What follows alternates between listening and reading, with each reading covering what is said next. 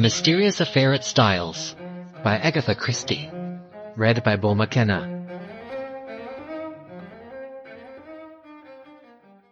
In the middle of the Great War, I was invalided home from the front, and after spending some months in a rather depressing convalescent home, was given a month's sick leave.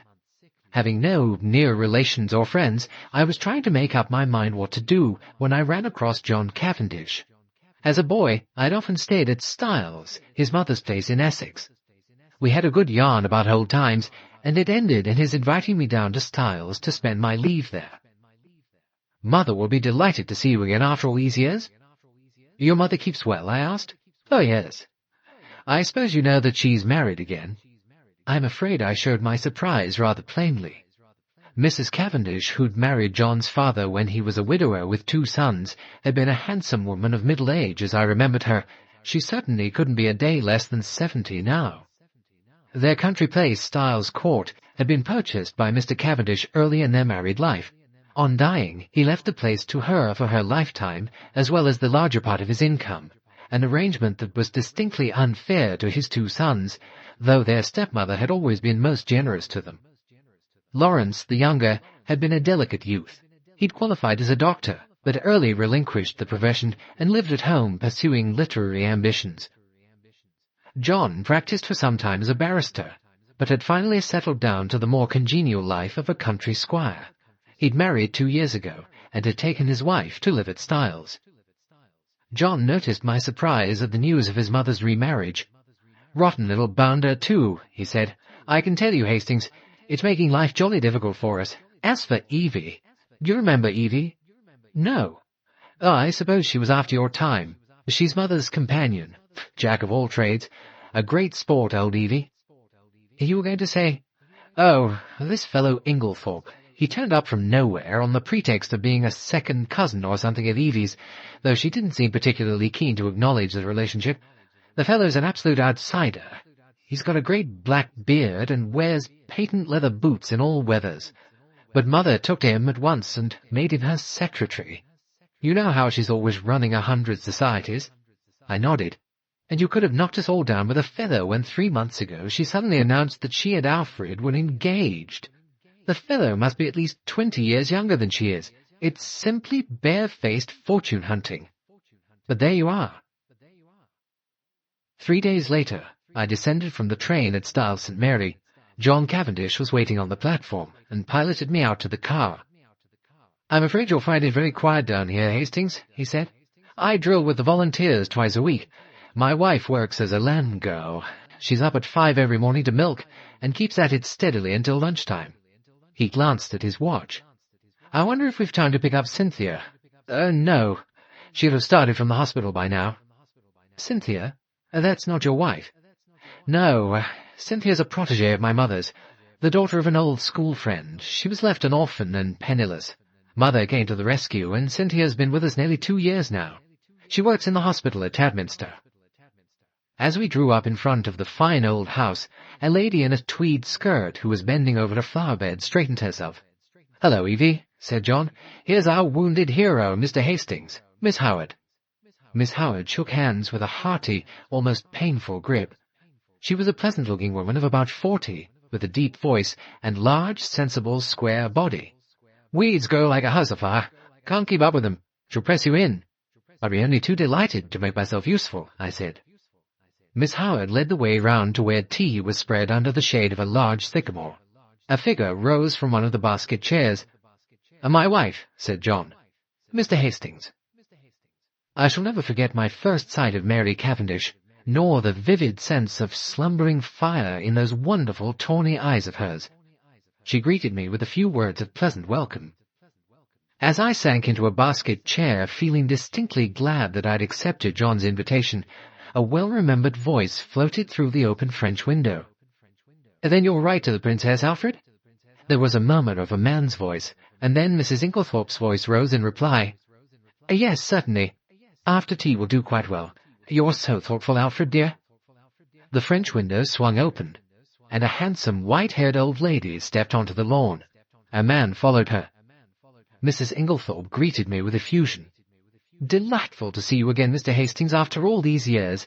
Alfred, darling, Mr. Hastings. I looked with some curiosity at Alfred, darling. I didn't wonder at John objecting to his beard. It was one of the longest and blackest I've ever seen. He wore gold-rimmed pince-nez and had a curious impassivity of feature. He placed a wooden hand in mine. This is a pleasure, Mr. Hastings.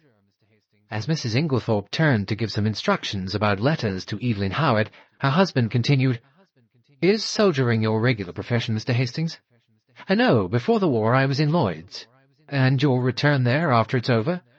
Well, either that or a fresh start altogether. Mary Cavendish leant forward. What would you really choose as a profession if you could just consult your inclination? Well, you'll laugh at me. She smiled. Perhaps. Well, I've always had a secret hankering to be a detective. Scotland Yard or Sherlock Holmes? Oh, Sherlock Holmes. I'm awfully drawn to it. I came across a man in Belgium once, a very famous detective, and he quite inflamed me. He was a marvellous little fellow. He used to say that all good detective work was a mere matter of method. He was a funny little man, a great dandy, but wonderfully clever. A young woman in voluntary aid detachment uniform ran lightly across the lawn. Cynthia, called Mrs. Inglethorpe, you are late today. This is Mr. Hastings, Miss Murdoch. Cynthia Murdoch was a fresh-looking young creature, full of life. She tossed off her little VAD cap and flung herself down on the ground. As I handed her a plate of sandwiches, she smiled up at me. Sit down here on the grass, do. It's ever so much nicer. I dropped down obediently. I've got a cousin in nursing, I remarked. Oh, I'm not a nurse, Mr. Hastings, thank heaven. I work in the dispensary. And how many people do you poison? Cynthia smiled. Oh, hundreds, she said. After tea, my hostess turned to me. John will show you your room. Supper's at 7:30. We've given up late dinner for some time now. One must set an example of economy. We're quite a war household. Nothing's wasted here. Every scrap of waste paper, even, is saved and sent away in sacks. John took me into the house and up the broad staircase which forked right and left to different wings of the building. My room was in the left wing and looked out over the park. John left me, and a few minutes later I saw him walking across the grass with Cynthia Murdoch. At the same moment, a man stepped out from the shadow of a tree. Some violent emotion seemed to be mastering him. It was John's younger brother, Lawrence Cavendish. The next morning dawned bright and sunny, and after lunch Mrs. Cavendish and I spent a charming afternoon roaming in the woods. We returned to the house about 5, and as we entered the hall, John beckoned us both into the smoking room. There's a deuce of a mess, he said gloomily. Evie's had a row with Alfred Inglethorpe, and she's off. At that moment Miss Howard herself entered, her lips set grimly together. She carried a small suitcase. My dear Evelyn, cried Mrs. Cavendish, this can't be true. True enough. Afraid I said some things to Emily she won't forgive in a hurry. I said right out, the man's 20 years younger than you, and don't you fool yourself as to what he married you for. Money. Well, don't let him have too much of it. He's a bad lot. Farmer Raikes has got a very pretty young wife. Just ask your Alfred how much time he spends over there. She was very angry. What did she say? Miss Howard grimaced. Oh, darling Alfred, wicked lies, wicked woman to accuse, my dear husband. The sooner you leave my house, the better. So, I'm off. John Cavendish, finding his persuasions of no avail, went off to look up the trains. His wife followed him, murmuring something about persuading Mrs. Inglethorpe to think better of it. As she left the room, Miss Howard leant towards me eagerly. Mr. Hastings, you're honest. I can trust you. She laid her hand on my arm. Look after her, Mr. Hastings. My poor Emily. The throb of the motor came through the open window, and Miss Howard rose and moved to the door. Above all, Mr. Hastings, watch that devil, her husband. As the car drove away, Mrs. Cavendish moved across the lawn to meet a tall, bearded man who had evidently been making for the house. Who is that? I asked. Dr. Bowerstein, said John shortly. And who is Dr. Bowerstein? He's staying in the village. He's a London specialist, very clever, one of the greatest living experts on poisons, I believe. John Cavendish changed the subject. Come for a stroll, Hastings. This has been a rotten business. We walked down to the village through the woods which bordered one side of the estate. As we passed through one of the gates on our way home again, A young woman coming in the opposite direction nodded and smiled. "Well, that's a pretty girl," I remarked. John's face hardened. "That is Mrs. Raikes. The one that Miss Howard—" "Exactly." I thought of the white-haired old lady in the big house, and that vivid, wicked little face that had just smiled into ours, and just for a moment I had a premonition of approaching evil. I'd arrived at Styles on the 5th of July. The only fly in the ointment of my peaceful days was Mrs. Cavendish's extraordinary, and for my part unaccountable preference for the society of Dr. Bowerstein. What she saw in the man I cannot imagine, but she was always asking him up to the house, and often went off on long expeditions with him. I come now to the events of the 16th and 17th of that month. The 16th fell on a Monday. It was a day of turmoil. An entertainment in connection with a charity, at which Mrs. Inglethorpe was to recite a war poem, was to be held that night. We were all busy during the morning arranging and decorating the village hall. The entertainment was a great success, and Mrs. Inglethorpe's recitation received tremendous applause. The following day, Mrs. Inglethorpe swept Lawrence and myself off to a luncheon party. Such a charming invitation from Mrs. Rolleston, Lady Tadminster's sister, you know. We had a pleasant luncheon, and as we drove away, Lawrence suggested that we return by Tadminster and visit Cynthia in her dispensary. Mrs. Inglethorpe thought this an excellent idea, but as she had letters to write, she'd drop us there, and we could come back with Cynthia in the pony trap. Cynthia, looking very cool and sweet in her long white overall, took us up to her sanctum, and introduced us to her fellow dispenser, a rather awe-inspiring individual whom she cheerily addressed as Nibs. "What a lot of bottles!" I exclaimed, my eye travelling round the room. "Do you really know what's in them all?" Cynthia groaned. "Everyone who comes up here says that, and now you're going to ask how many people we've poisoned. Oh, don't worry, everything's marked. Look, there's the poisons cupboard. Now, come out on our little balcony. You can see all the outside wards." I followed Cynthia and her friend, and they pointed out the different wards to me. Lawrence remained behind, but after a few moments Cynthia called to him to come and join us. I saw Lawrence in quite a different light that afternoon. Though normally shy and reserved, he and Cynthia chatted together like a couple of children. As we drove back through the village, I remembered that I wanted some stamps, so we pulled up at the post office. Coming out, I cannoned into a little man who was just entering. I drew aside and apologized, when suddenly he clasped me in his arms and kissed me warmly. "Mon ami, Hastings!" "Poirot!" I exclaimed. I turned to the pony trap. "Miss Cynthia, this is my old friend, Monsieur Poirot, whom I haven't seen for years." "Oh, we know Monsieur Poirot," said Cynthia. "Yes, indeed," said Poirot. "I know Mademoiselle Cynthia. It is by the charity of that good Mrs. Inglethorpe that I am here. She has kindly extended hospitality to 7 of my country people, who alas are refugees from their native land. We Belgians will always remember her with gratitude." Poirot was an extraordinary-looking man. Hardly more than 5 feet 4 inches, he carried himself with great dignity. His moustache was very stiff and military, and the neatness of his attire was almost incredible. Yet this quaint, dandified little man had been, in his time, one of the most celebrated members of the Belgian police. As a detective, his flair had been extraordinary, and he'd achieved triumphs by unraveling some of the most baffling cases of the day. He pointed out to me the little house inhabited by him and his fellow Belgians, and I promised to go and see him at an early date.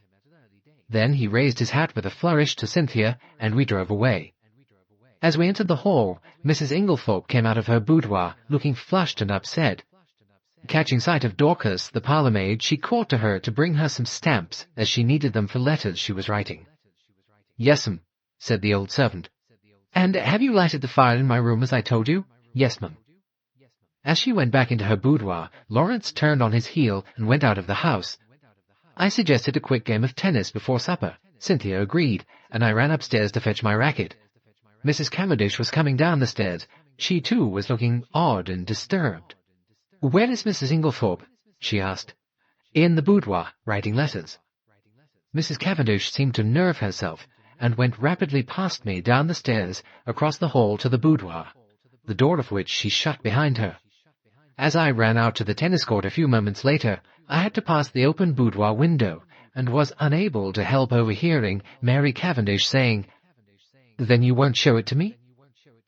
Mrs. Inglethorpe replied, "My dear Mary, it doesn't concern you in the least."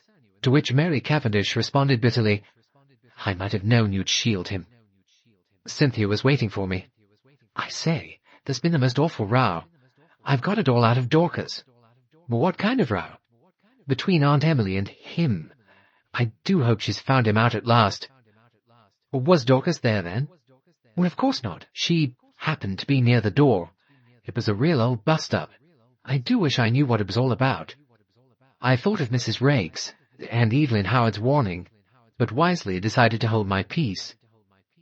We ate supper in a somewhat constrained silence, and immediately after the meal, Mrs. Inglethorpe retired to her boudoir again. "Send my coffee in here, Mary," she called. "I've just 5 minutes to catch the post." Cynthia and I went and sat by the open window in the drawing-room, and Mary Cavendish brought our coffee to us. "Will you take Mrs. Inglethorpe her coffee, Cynthia?" she asked. "Oh, don't trouble," said Inglethorpe. "I'll take it to Emily." He poured it out and went out of the room carrying it carefully.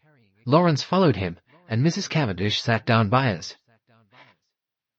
"It's almost too hot," she said. "We'll have a thunderstorm." Alas, these harmonious moments never endure. My paradise was rudely shattered by the sound of a loud voice in the hall. "That's Dr. Bowerstein," exclaimed Cynthia. "What a funny time to come." Alfred Inglethorpe ushered the doctor in. He presented a sorry spectacle, being literally plastered with mud. "What have you been doing, doctor?" cried Mrs. Cavendish. "I must make my apologies," said the doctor, but Mr. Inglethorpe insisted. "Well, Bowerstein," said John, strolling in from the hall, "have some coffee, and tell us what you've been up to." "Thank you, I will." He laughed rather ruefully and described how he discovered a rare species of fern in an inaccessible place, and in his efforts to obtain it had lost his footing and slipped ignominiously into a neighbouring pond. At this juncture, Mrs. Inglethorpe called to Cynthia from the hall. "Just carry up my dispatch case, will you, dear? I'm going to bed." The door into the hall was a wide one. I rose when Cynthia did. John was close by me. There were, therefore, 3 witnesses who could swear that Mrs. Inglethorpe was carrying her coffee, as yet untasted, in her hand. When Dr. Bowerstein finally made ready to leave, Mr. Inglethorpe rose too. "I'll walk down to the village with you," he said. "I must see our agent over these estate accounts." He turned to John. "No one need sit up. I'll take the latchkey." It seemed the middle of the night when I was awakened by Lawrence Cavendish. He held a candle in his hand, and his face told me at once that something was seriously wrong. "Oh, what's the matter?" I asked, sitting up in bed. "We're afraid my mother's very ill. She seems to be having some kind of fit. Unfortunately, she's locked herself in." I sprang out of bed, and pulling on a dressing-gown, followed Lawrence to the right wing of the house. John Cavendish and some of the servants were at Mrs. Inglethorpe's door, and the most alarming sounds were audible from the room. Clearly, something must be done. "Try going through Mr. Inglethorpe's room, sir," cried Dorcas. Suddenly, I realized that Alfred Inglethorpe wasn't with us. John opened the door of his room. It was pitch dark, but Lawrence was following with the candle, and we saw that the bed hadn't been slept in. We went straight to the connecting door. That, too, was locked or bolted on the inside. What was to be done? "Oh, dear," cried Dorcas, "whatever shall we do?" "We must try and break the door down," said John. "Get one of the maids to wake Bailey, and tell him to go for Dr. Wilkins at once. Now, we'll have a try at the door. Isn't there a door on the other side into Miss Cynthia's room?" "Yes, sir," called Dorcas, "but that's always bolted." "Well, we might just see." He ran down the corridor to Cynthia's room.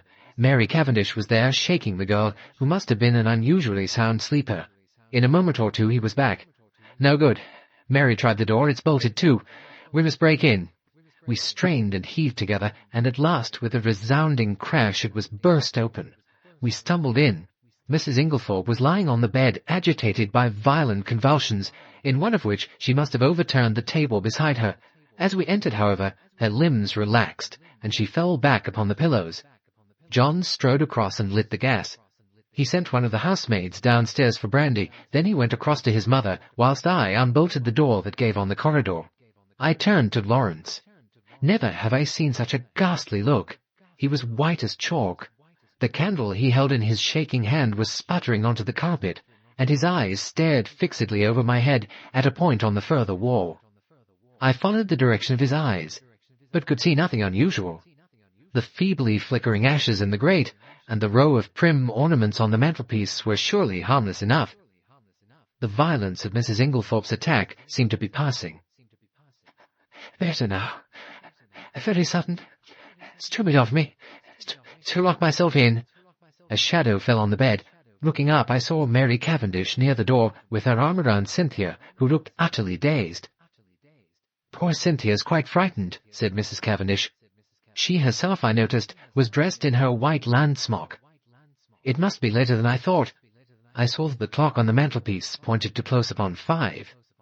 A strangled cry from the bed startled me. A fresh access of pain seized the unfortunate old lady. The convulsions were of a violence terrible to behold. We thronged round her, powerless to help or alleviate. A final convulsion arched her body in an extraordinary manner. At that moment, Dr. Bowerstein pushed his way into the room. At the same instant, Mrs. Inglethorpe cried out, "Alfred! Alfred!" and fell back motionless on the pillows. The doctor strode to the bed and energetically applied what I knew to be artificial respiration. We watched him, fascinated, though I think we all knew in our hearts that it was too late. Finally, he abandoned his task. At that moment, Dr. Wilkins, Mrs. Inglethorpe's own doctor, came bustling in. Dr. Bowerstein explained how he'd happened to be passing the lodge gates as Bailey came out in the car and had run up to the house as fast as he could, whilst the car went on to fetch Dr. Wilkins. "Poor dear lady," said Dr. Wilkins. "Always did far too much. Nature rebelled." "The convulsions were of a peculiar violence," said Dr. Bowerstein. "I should like to speak to you in private." He turned to John. "You don't object?" We trooped out into the corridor, leaving the two doctors alone. As we went slowly down the stairs, Mary Cavendish laid her hand upon my arm. Why did Dr. Bowerstein seem so peculiar? I looked round. The others were out of earshot. "I believe she's been poisoned. I'm certain Dr. Bowerstein suspects it." "What?" "No, not that." Breaking from me, she fled up the stairs. I joined John and Lawrence in the dining room. At last we heard the doctors descending the stairs. Dr. Wilkins addressed himself to John. "Mr. Cavendish, I should like your permission for a post-mortem." "Well, is that necessary?" asked John. "Absolutely," said Dr. Bowerstein. "Neither Dr. Wilkins nor myself could give a death certificate under the circumstances." "Well, in that case, I agree," said John Cavendish. Dr. Bowerstein drew 2 keys from his pocket and handed them to John. "These are the keys of the 2 rooms. I've locked them, and in my opinion, they'd better be kept locked for the present." The doctors then departed. I'd been turning over an idea in my head, and I felt that the moment had now come to broach it. "John," I said, "you remember my speaking of my friend Poirot, the Belgian, who was a most famous detective?" "Yes." "I want you to let me call him in, to investigate this matter." "What, now? Before the post-mortem?" "Yes. Time's an advantage if there's been foul play." "Rubbish," said Lawrence. "In my opinion, the whole thing's a mare's nest of Bowerstein's. Wilkins hadn't an idea of poisoning until Bowerstein put it into his head." John hesitated. At last he said, "I can't feel as you do, Lawrence. I'm inclined to give Hastings a free hand." I looked at my watch. It was 6 o'clock. I determined to lose no time. The house which the Belgians occupied in the village was quite close to the park gate. I nearly reached the lodge when I saw Mr. Inglethorpe running towards me. "My God," he said, "this is terrible. My poor wife, I've only just heard." "Where have you been?" I asked. Denby kept me late last night. Then I found that I'd forgotten the latchkey. After all, I didn't want to arouse the household, so Denby gave me a bed. My poor Emily. She was so self-sacrificing. She overtaxed her strength. A wave of revulsion swept over me. What a consummate hypocrite the man was. "I must hurry on," I said. In a few minutes I was knocking at the door of Leastways Cottage. A window above me was cautiously opened, and Poirot himself looked out. In a few brief words, I explained the tragedy that had occurred. "Wait, my friend," I will let you in." In a few moments he'd unbarred the door, and I followed him up to his room. There he installed me in a chair, and I related the whole story whilst he made a careful toilet. I was hardly as clear as I could wish. I repeated myself several times, and occasionally had to go back to some detail that I'd forgotten. Poirot smiled kindly on me. "The mind is confused. Take time, mon ami. You are agitated. It is but natural. Presently, when we are calmer, we will arrange the facts neatly, each in his proper place. Those of importance we will put on one side. Those of no importance, poof, blow them away." "Well, that's all very well," I objected. "But how are you going to decide what is important and what isn't?" Poirot was arranging his moustache with exquisite care. "Voyons. One fact leads to another, so we continue. This next little fact? No, there is something missing, a link in the chain that is not there. We examine, we search, and that little curious fact, that paltry little detail that will not tally—" Poirot shook his forefinger so fiercely at me that I quailed. "Beware! Peril to the detective who says, 'It is so small, it does not matter.' That way lies confusion. Everything matters." "I know. You always told me that. That's why I've gone into all the details of this thing, whether they seem relevant or not. And I am pleased with you. But you have omitted one fact of paramount importance." "What is that?"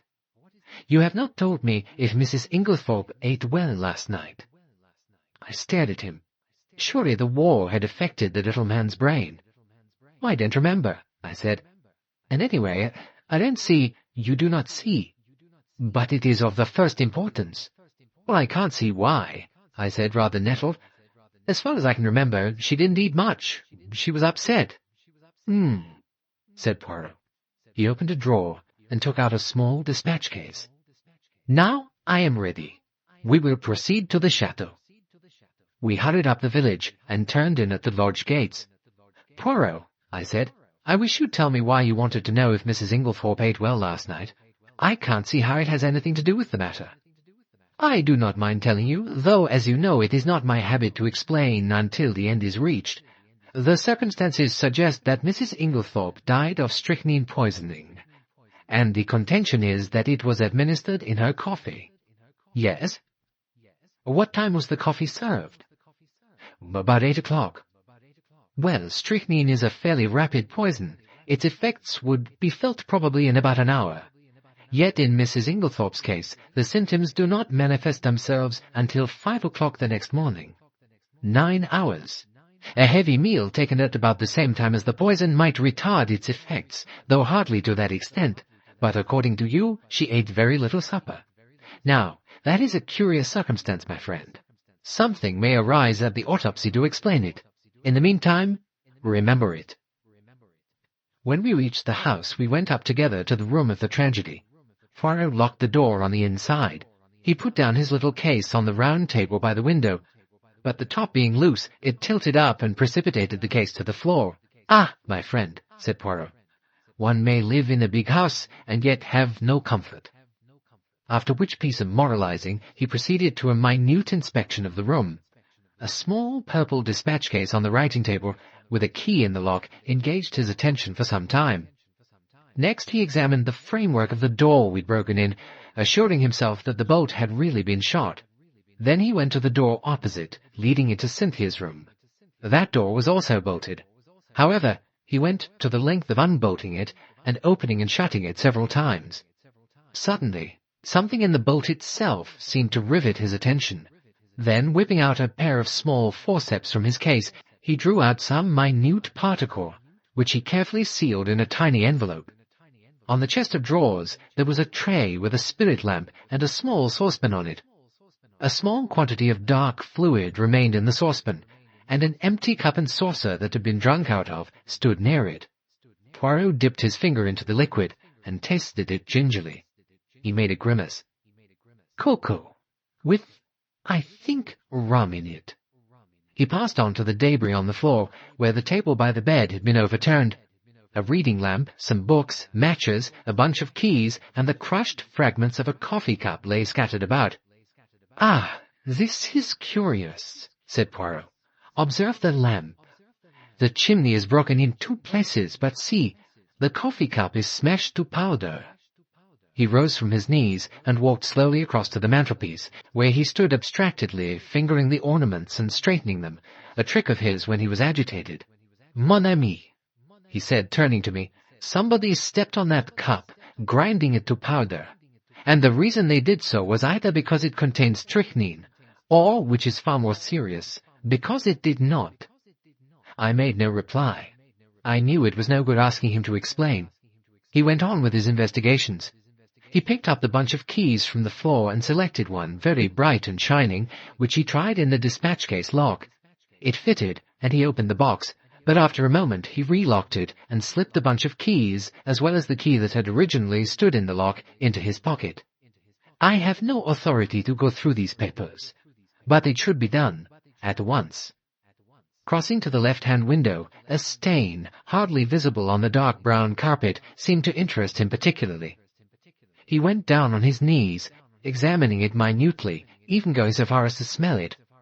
Finally, he poured a few drops of the cocoa into a test tube, sealing it up carefully. He next took out a little notebook. "We have found in this room," he said, writing busily, 6 points of interest. "Shall I enumerate them, or will you?" "Oh, you," I replied hastily. "Very well, then. 1. A coffee cup, ground into powder. 2. A dispatch case, with a key in the lock. 3. A stain on the floor, still damp and smelling of coffee. 4. A thread or two of some dark green fabric." "Ah!" I cried. "That was what you sealed up in the envelope." "Yes, it may turn out to be quite unimportant. We shall see. 5. This." He pointed to a large splash of candle grease on the floor by the writing table. "It must have been done since yesterday, otherwise a good housemaid would have at once removed it with blotting paper and a hot iron." "It was very likely done last night," I said. "Lawrence Cavendish was carrying a candle, and he was very upset. He seemed to see something over here." I indicated the mantelpiece that absolutely paralyzed him. "That is interesting," said Poirot. His eyes swept the length of the wall. "But it was not his candle that made this patch, for you perceive that this is white grease, whereas Monsieur Lawrence's candle, which is still on the dressing-table, is pink. On the other hand, Mrs. Inglethorpe had no candlestick in the room, only a reading lamp." "And the 6th point?" I asked. "The 6th point," said Poirot, "I will keep to myself for the present."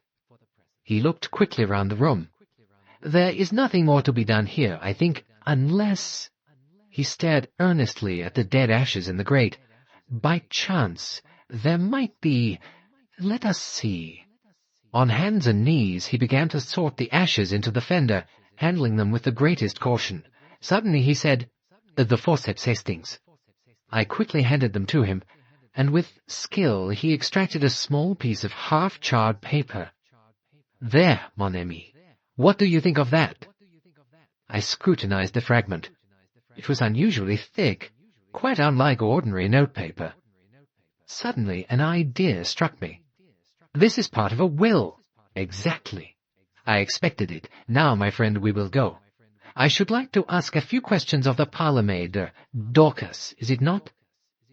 I took him down to the boudoir, which he'd expressed a wish to see, and went in search of Dorcas. When I returned with her, however, the room was empty.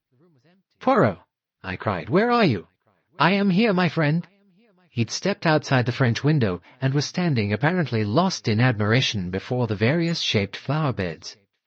"Admirable! What symmetry! It has been recently done, is it not so?" "Yes, they were at it yesterday afternoon, but come in, Dorcas is here." Dorcas was standing with her hands folded in front of her, the very model of a good old-fashioned servant. Poirot drew forward a chair. "Pray be seated, mademoiselle. You have been with your mistress many years, is it not?" 10 years, sir." "That is a long time. You were much attached to her?" "She was a very good mistress to me, sir." "Then you will not object to answering a few questions. I will begin by asking you about yesterday afternoon. Your mistress had a quarrel. What is the first you heard of it?" "Well, sir, I happened to be going along the hall at about 4 o'clock when I heard voices in here. I didn't exactly mean to listen, but, well, I stopped. I heard the mistress say, "You've lied to me and deceived me." I didn't hear what Mr. Inglethorpe replied. He spoke a good bit lower than she did, but she answered, "How dare you? You owe everything to me, and this is how you repay me.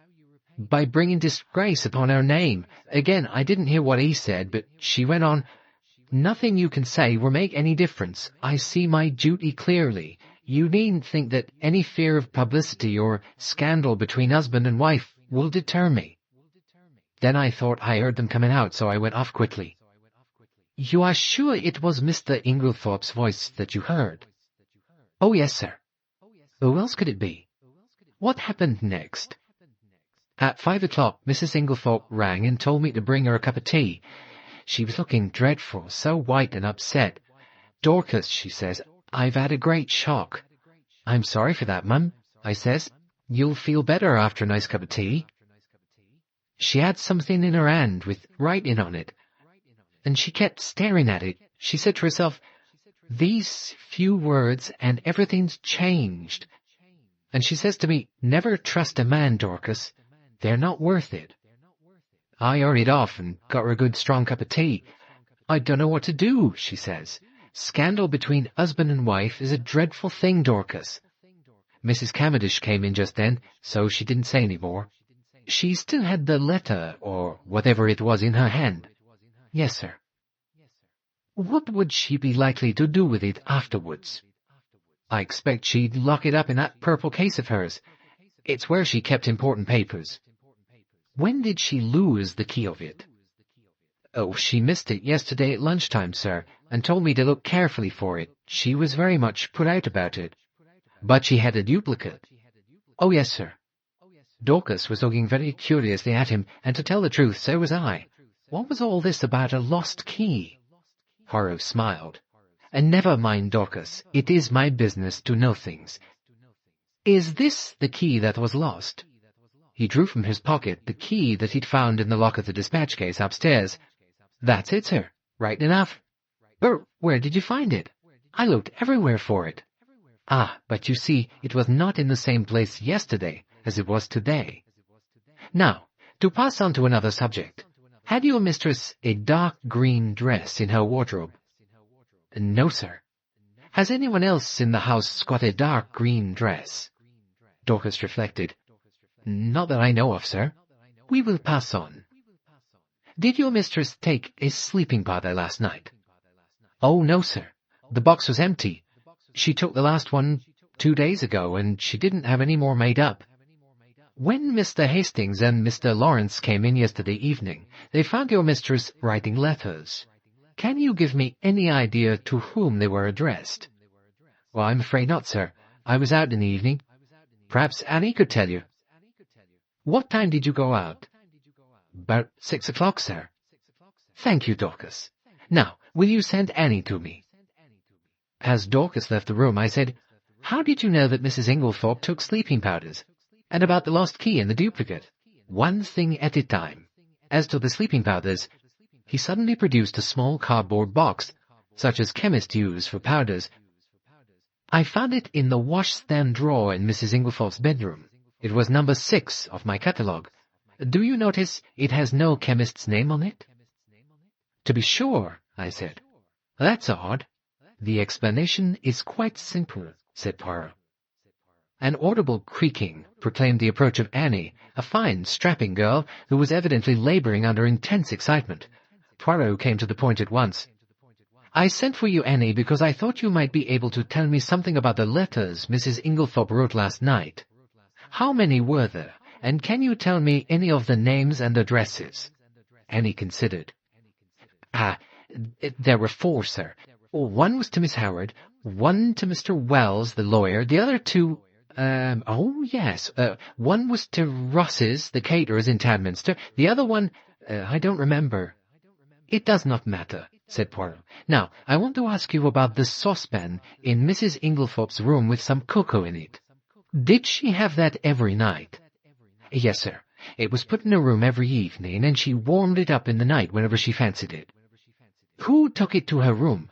"I did, sir, when I went in to draw the curtains." Did you bring it straight up from the kitchen? No, sir. You see, there's not much room on the gas stove, so cook used to make it early before putting the vegetables on for supper. Then I used to bring it up and put it on the table by the swing door and take it into a room later. The table, is it on this side of the door or on the servant's side? It's this side, sir. What time did you bring it up last night? About 7:15, sir. And when did you take it into Mrs. Inglethorpe's room? About 8 o'clock.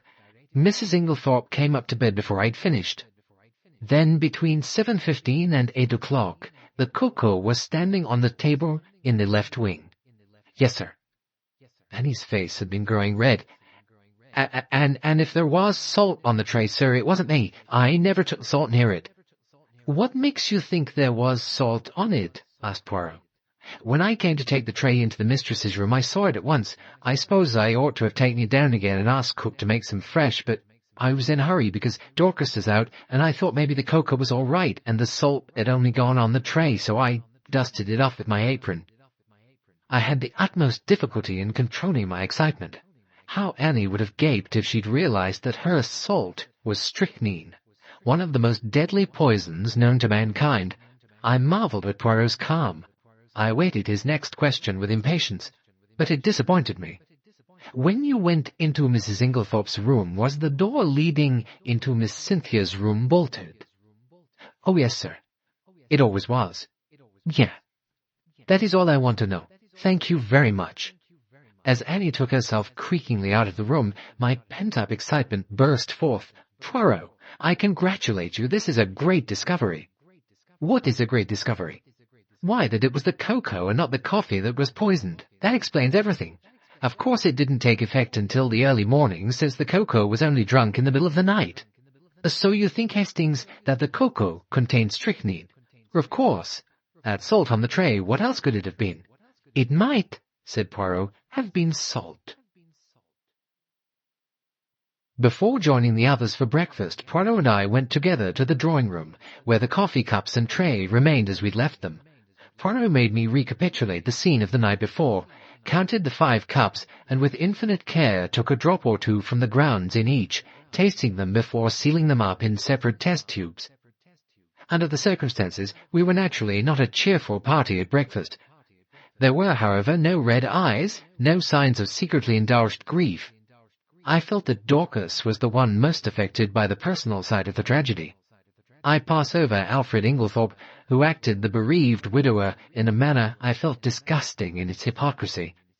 Did he know we suspected him, I wondered? But did everyone suspect him? What about Mrs. Cavendish? I watched her as she sat at the head of the table, graceful, composed, enigmatic, and yet in some odd way I felt that the great strength of her personality was dominating us all. And little Cynthia, did she suspect? She looked very tired. I asked her if she were feeling ill. Yes, I've got the most beastly headache. Have another cup of coffee, mademoiselle, said Poirot solicitously. It will revive you. He jumped up and took her cup.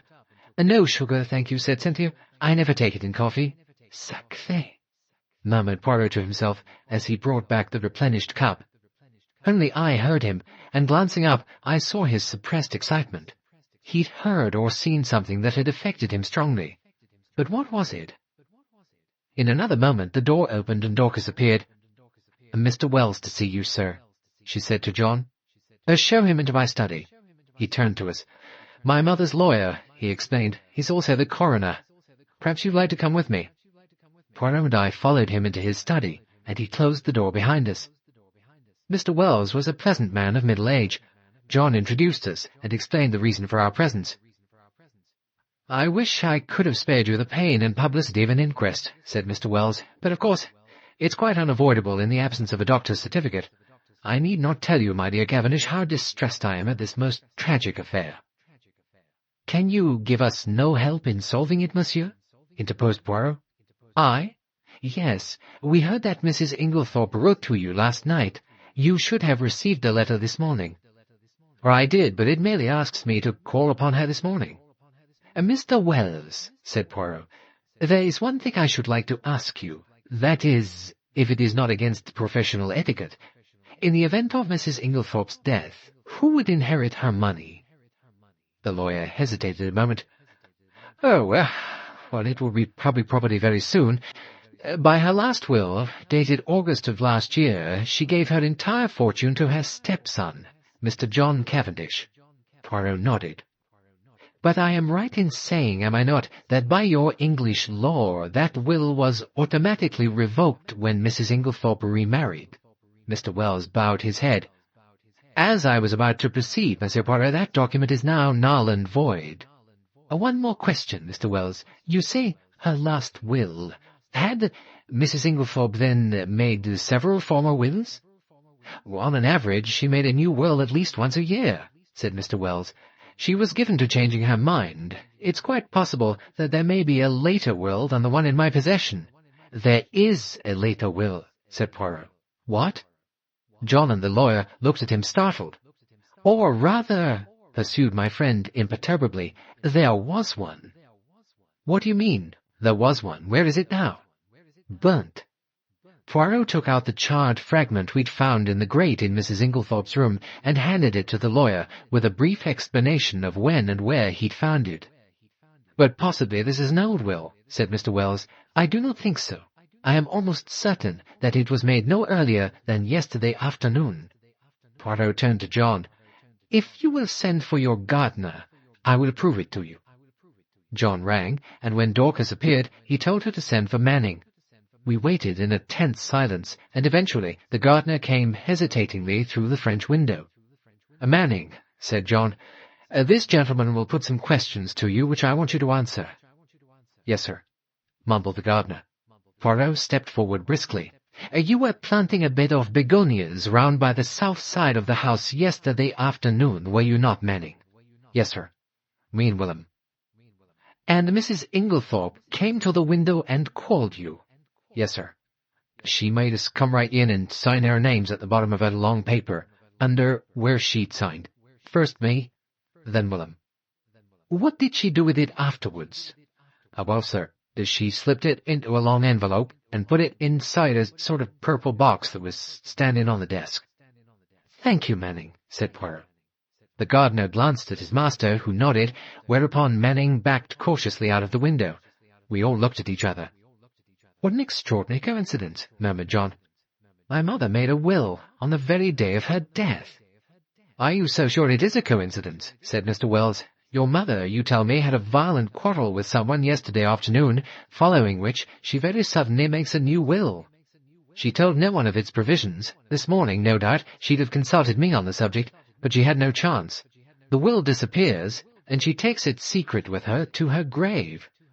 Cavendish, I much fear there is no coincidence there." At that moment the loud purr of a motor was audible, and we all turned to the window as it swept past. "Evie!" cried John. "Excuse me, Wells." He went hurriedly out into the hall. Poirot looked inquiringly at me. "Miss Howard," I explained. I followed John into the hall. As Miss Howard's eyes fell on me, a sudden pang of guilt shot through me. This was the woman who'd warned me so earnestly, and to whose warning I had, alas, paid no heed. I was relieved when she shook me by the hand with her well-remembered manly grip. "Come along," said John. "They'll make you some fresh tea. Oh, here's Monsieur Poirot. He's helping us investigate." "Nothing to investigate," she said. "Haven't they taken Inglethorpe to prison yet?" "My dear Evie, do be careful. The inquest isn't until Friday. The man will be out of the country by then. He won't stay here tamely and wait to be hanged." John Cavendish looked at her helplessly.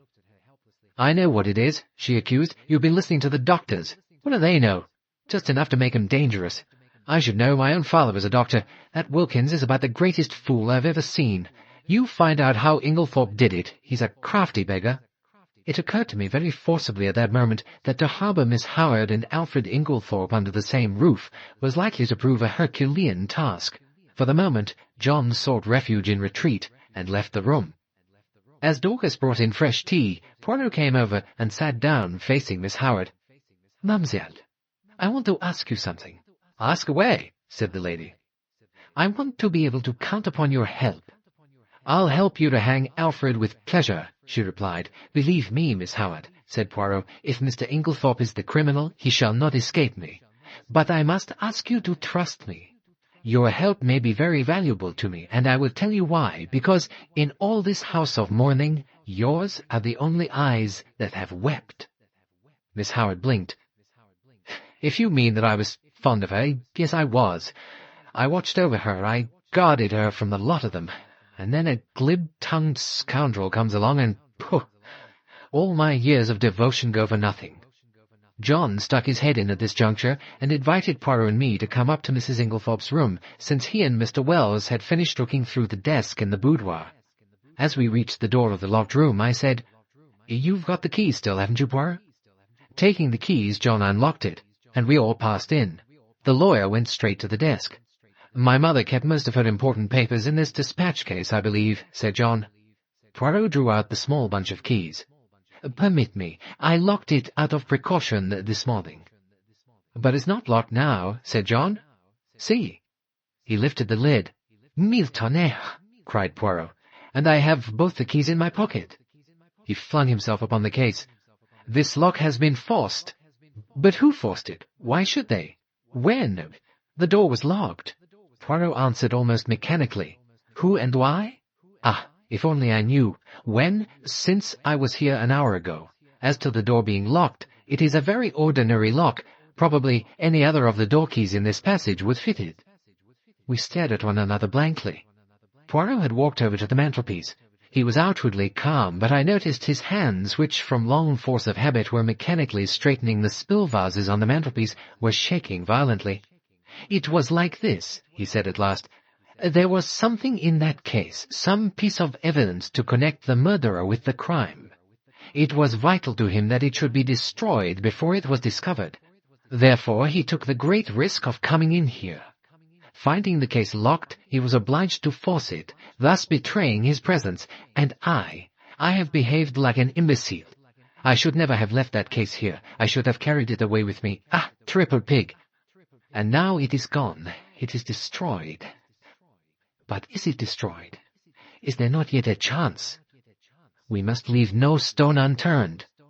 He rushed like a madman from the room, and I followed him as soon as I had sufficiently recovered my wits. But by the time I had reached the top of the stairs, he was out of sight. A moment later, a frightful row burst out below. I could hear Poirot shouting and expounding. The little man appeared to be taking the whole house into his confidence. I doubted the wisdom of this, and stepped briskly down the stairs. The sight of me calmed Poirot almost immediately. I drew him aside. "My dear fellow, is this wise? Surely you don't want the whole house to know of this occurrence? You're actually playing into the criminal's hands. You think so, Hastings? Well, I will be guided by you. You will walk back with me to the village?" "Willingly." He picked up his little suitcase. As we went out through the open window in the drawing-room, we met Cynthia Murdoch, who was just coming in. "Excuse me, mademoiselle, 1 minute." "Yes?" "Did you ever make up Mrs. Inglethorpe's powders?" A slight flush rose in her face. "I did make up some sleeping powders for her once," she said constrainedly. "These?" Poirot produced the empty box which had contained powders. Cynthia nodded. "Can you tell me what they were? Sulphonal? Veronal?" No, they were bromide powders." "Ah, thank you, mademoiselle. Good morning." As we walked briskly away from the house, I glanced at him more than once. I'd often before noticed that if anything excited him, his eyes turned green like a cat's. They were shining like emeralds now. "My friend," he broke out at last, "I have a little idea, a very strange and probably utterly impossible idea, and yet it fits in." I shrugged. I privately thought that Poirot was rather too much given to these fantastic ideas. In this case, surely the truth was only too plain and apparent. "So that's the explanation of the blank label on the box of sleeping powders," I remarked. "I really wonder I didn't think of it myself. But how did you know about Mrs. Inglethorpe's will?" "Well," said Poirot, "in the general confusion, the boudoir had not been swept that morning, and near the desk were several traces of brown mold and earth. I strolled to the window and saw at once that the begonia beds had been newly planted, and I learnt from you that they had been planted yesterday afternoon. I was now sure that one, or possibly both gardeners, for there were 2 sets of footprints in the bed, had entered the boudoir. For if Mrs. Inglethorpe had merely wished to speak to them, she would in all probability have stood at the window. I was now quite convinced that she had made a fresh will and had called the two gardeners in to witness her signature. Events proved that I was right. That was very ingenious, I couldn't help admitting. Another point, how did you know that the key of the dispatch case had been lost? I did not know it. It was a guess that turned out to be correct. You observed that it had a piece of twisted wire through the handle which suggested it had been wrenched off a key ring. But on Mrs. Inglethorpe's bunch I found what was obviously the duplicate key, very new and bright, which led me to the hypothesis that somebody else had inserted the original key in the lock of the dispatch case. Yes, I said, Alfred Inglethorpe. Poirot looked at me curiously. You are very sure of his guilt? Every fresh circumstance seems to establish it more clearly. On the contrary, said Poirot, there are several points in his favour. I see only one, I said, that he wasn't in the house last night. Bad shot, as you English say. You have chosen the one point that, to my mind, tells against him. How is that? Because if Mr. Inglethorpe knew that his wife would be poisoned last night, he would certainly have arranged to be away from the house. His excuse was an obviously trumped-up one. That leaves us two possibilities. Either he knew what was going to happen, or he had a reason of his own for his absence. And that reason? I asked skeptically. Poirot shrugged. How should I know? Discreditable, without doubt. This Mr. Inglethorpe, I should say, is somewhat of a scoundrel, but that does not of necessity make him a murderer. We'd reached Leastways Cottage, and Poirot ushered me upstairs to his own room. He placed our two chairs in front of the open window which commanded a view of the village street. The fresh air blew in warm and pleasant. It was going to be a hot day. Suddenly, my attention was arrested by a weedy-looking young man with a pale face rushing down the street. Look, Poirot. He leant forward. Tiens, it is Mr. Mace from the chemist's shop. He is coming here. The young man came to a halt before Leastways Cottage and pounded vigorously on the door. A little minute, cried Poirot from the window. I come. Motioning to me to follow him, he ran down the stairs and opened the door. Mr. Mace began at once. Oh, Mr. Poirot, I'm sorry for the inconvenience, but it's all over the village about old Mrs. Inglethorpe's dying so suddenly. They do say it's poison. Poirot's face remained impassive. Only the doctors can tell us that, Mr. Mace. Oh, yes, exactly, of course. The young man hesitated. Just tell me this, Mr. Poirot. It isn't strychnine, is it? I hardly heard what Poirot replied. Something evidently of a non-committal nature.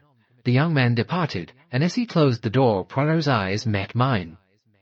Yes, he said, nodding gravely, he will have evidence to give at the inquest. We went slowly upstairs again.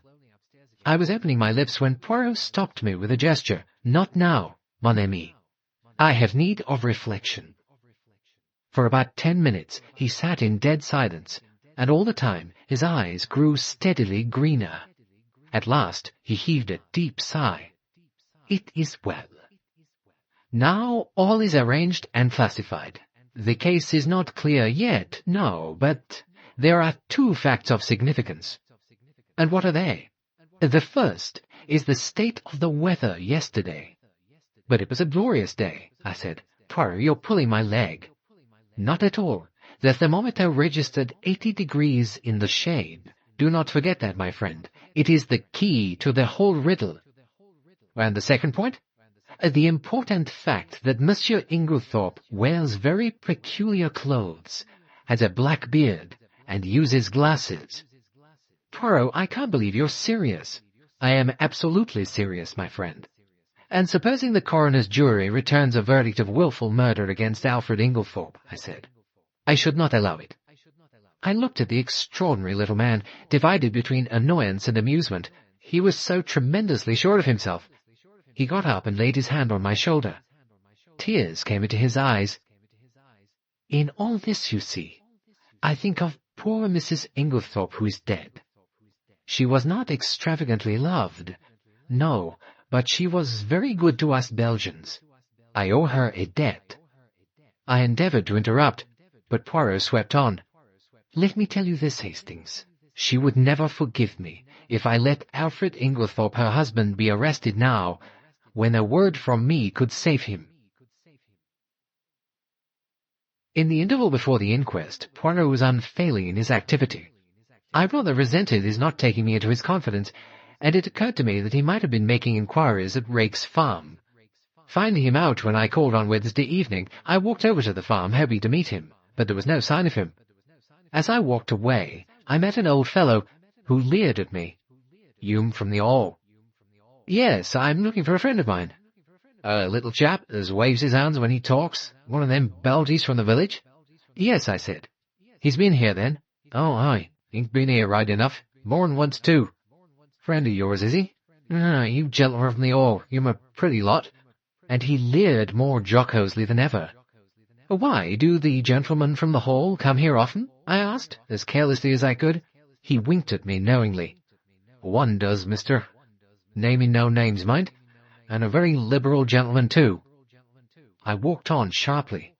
Evelyn Howard had been right, then, and I experienced a sharp twinge of disgust as I thought of Alfred Inglethorpe's liberality with another woman's money. On one point, Poirot seemed to have a curious obsession. He once or twice observed to me that he thought Dorcas must have made an error fixing the time of the quarrel. He suggested to her repeatedly that it was 4:30 and not 4 o'clock when she heard the voices, but Dorcas was unshaken. The inquest was held on Friday at the Stylites Arms in the village. Shorn of technicalities, the medical evidence by Dr. Bauerstein was that Mrs. Inglethorpe had met her death as a result of strychnine poisoning. "Is it possible," asked the coroner, "that she could have swallowed the poison by accident?" "I should consider it very unlikely. Strychnine is not used for domestic purposes, as some poisons are." "Could the strychnine have been administered in Mrs. Inglethorpe's after-dinner coffee, which was taken to her by her husband?" Possibly, but strychnine is a fairly rapid drug in its action. The symptoms appear from 1 to 2 hours after it has been swallowed. It is retarded under certain conditions, none of which, however, appear to have been present in this case. The symptoms did not manifest themselves until the early hours of the morning, which, on the face of it, points to the drug having been taken much later in the evening. Mrs. Inglethorpe was in the habit of drinking a cup of cocoa in the middle of the night, remarked the coroner. Could the strychnine have been administered in that? No, I myself took a sample of the cocoa remaining in the saucepan and had it analyzed. There was no strychnine present, and I'd have been considerably surprised at any other result. Why? Simply because strychnine has an unusually bitter taste. It can only be disguised by some strongly flavored substance. Cocoa would be quite powerless to mask it. One of the jury wanted to know if the same objection applied to coffee. No, said Dr. Bauerstein. Coffee has a bitter taste of its own, which would probably cover the taste of the strychnine. This concluded his evidence, and Dr. Wilkins corroborated it on all points. Lawrence Cavendish was next called. His evidence was quite unimportant, but just as he was about to step down, he paused and said, "I should like to make a suggestion." "Oh, certainly, Mr. Cavendish," said the coroner. "Well, I may be quite wrong, but it still seems to me that my mother's death might be accounted for by natural means." "Or how do you make that out, Mr. Cavendish?" "My mother, at the time of her death, and for some time before it, was taking a tonic containing strychnine." "Ah," said the coroner. The jury looked up, interested. "I believe," said Lawrence, "that there have been cases where the cumulative effect of the drug, administered for some time, has ended by causing death. Also, isn't it possible that she may have taken an overdose of her medicine by accident?" "Well, this is the first we've heard of the deceased taking strychnine at the time of her death," said the coroner. "We're much obliged to you, Mr. Cavendish." Dr. Wilkins was recalled and ridiculed the idea. Sudden death in this way would be quite impossible. There'd have to be a long period of chronic symptoms, which would certainly have attracted my attention. The whole thing's absurd. And the second suggestion, that Mrs. Inglethorpe may have inadvertently taken an overdose. 3 or even 4 doses wouldn't have resulted in death. Mrs. Inglethorpe would have had to take very nearly the whole bottle to account for the amount of strychnine found at the post-mortem. A juryman interrupted to suggest that the chemist who made up the medicine might have committed an error. "Well, that of course is always possible," replied the doctor. But Dorcas, who was the next witness called, dispelled even that possibility. The medicine hadn't been newly made up. On the contrary, Mrs. Inglethorpe had taken the last dose on the day of her death. The next witness was Mary Cavendish. She stood very upright and told how her alarm clock had aroused her at 4:30 as usual, and she was dressing when she was startled by the sound of something heavy falling. That would have been the table by the bed, commented the coroner. I opened my door, continued Mary, and listened. In a few moments a bell rang violently. Dorcas came running down and woke my husband, and we all went to my mother-in-law's room, but it was locked. The coroner interrupted her. I think we know all that can be known of the subsequent happenings, but I should be obliged if you'd tell us what you overheard of the quarrel the day before. I understand you were sitting reading on the bench just outside the long window of the boudoir. That's so, isn't it? This was news to me, and glancing sideways at Poirot, I fancied that it was news to him as well. There was the faintest pause. Yes, that is so, but I didn't hear what was said. A faint spot of colour came into her cheek. I'm not in the habit of listening to private conversations. The coroner persisted. And you remember nothing at all? Nothing, Mrs. Cavendish, not one stray word or phrase to make you realize that it was a private conversation? She seemed to reflect, still outwardly as calm as ever.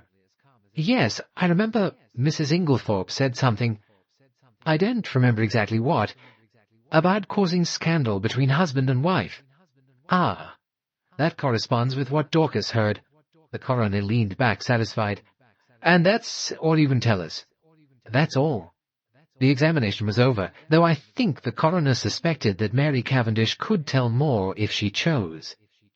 The gardeners William Earl and Manning were next called, and testified to witnessing a document on the 17th. Then it was Miss Howard's turn. Miss Howard produced the letter written to her by Mrs. Inglethorpe on the evening of the 17th. It added nothing to our knowledge of the tragedy. It read, Styles Court, Essex, July the 17th.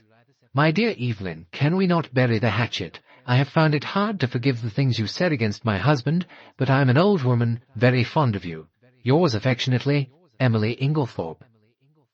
Then came the sensation of the day. The coroner called Albert Mace, chemist's assistant. It was our agitated young man of the pale face. In answer to the coroner's questions, he explained that he was a qualified pharmacist, but had only recently come to this shop, as the previous assistant had just been called up for the army. These preliminaries completed, the coroner proceeded to business. Mr. Mace, have you lately sold strychnine to any unauthorized person? Yes, sir. When was this? Last Monday night, the 16th. Will you tell us to whom you sold it? Yes, sir. It was Mr. Inglethorpe.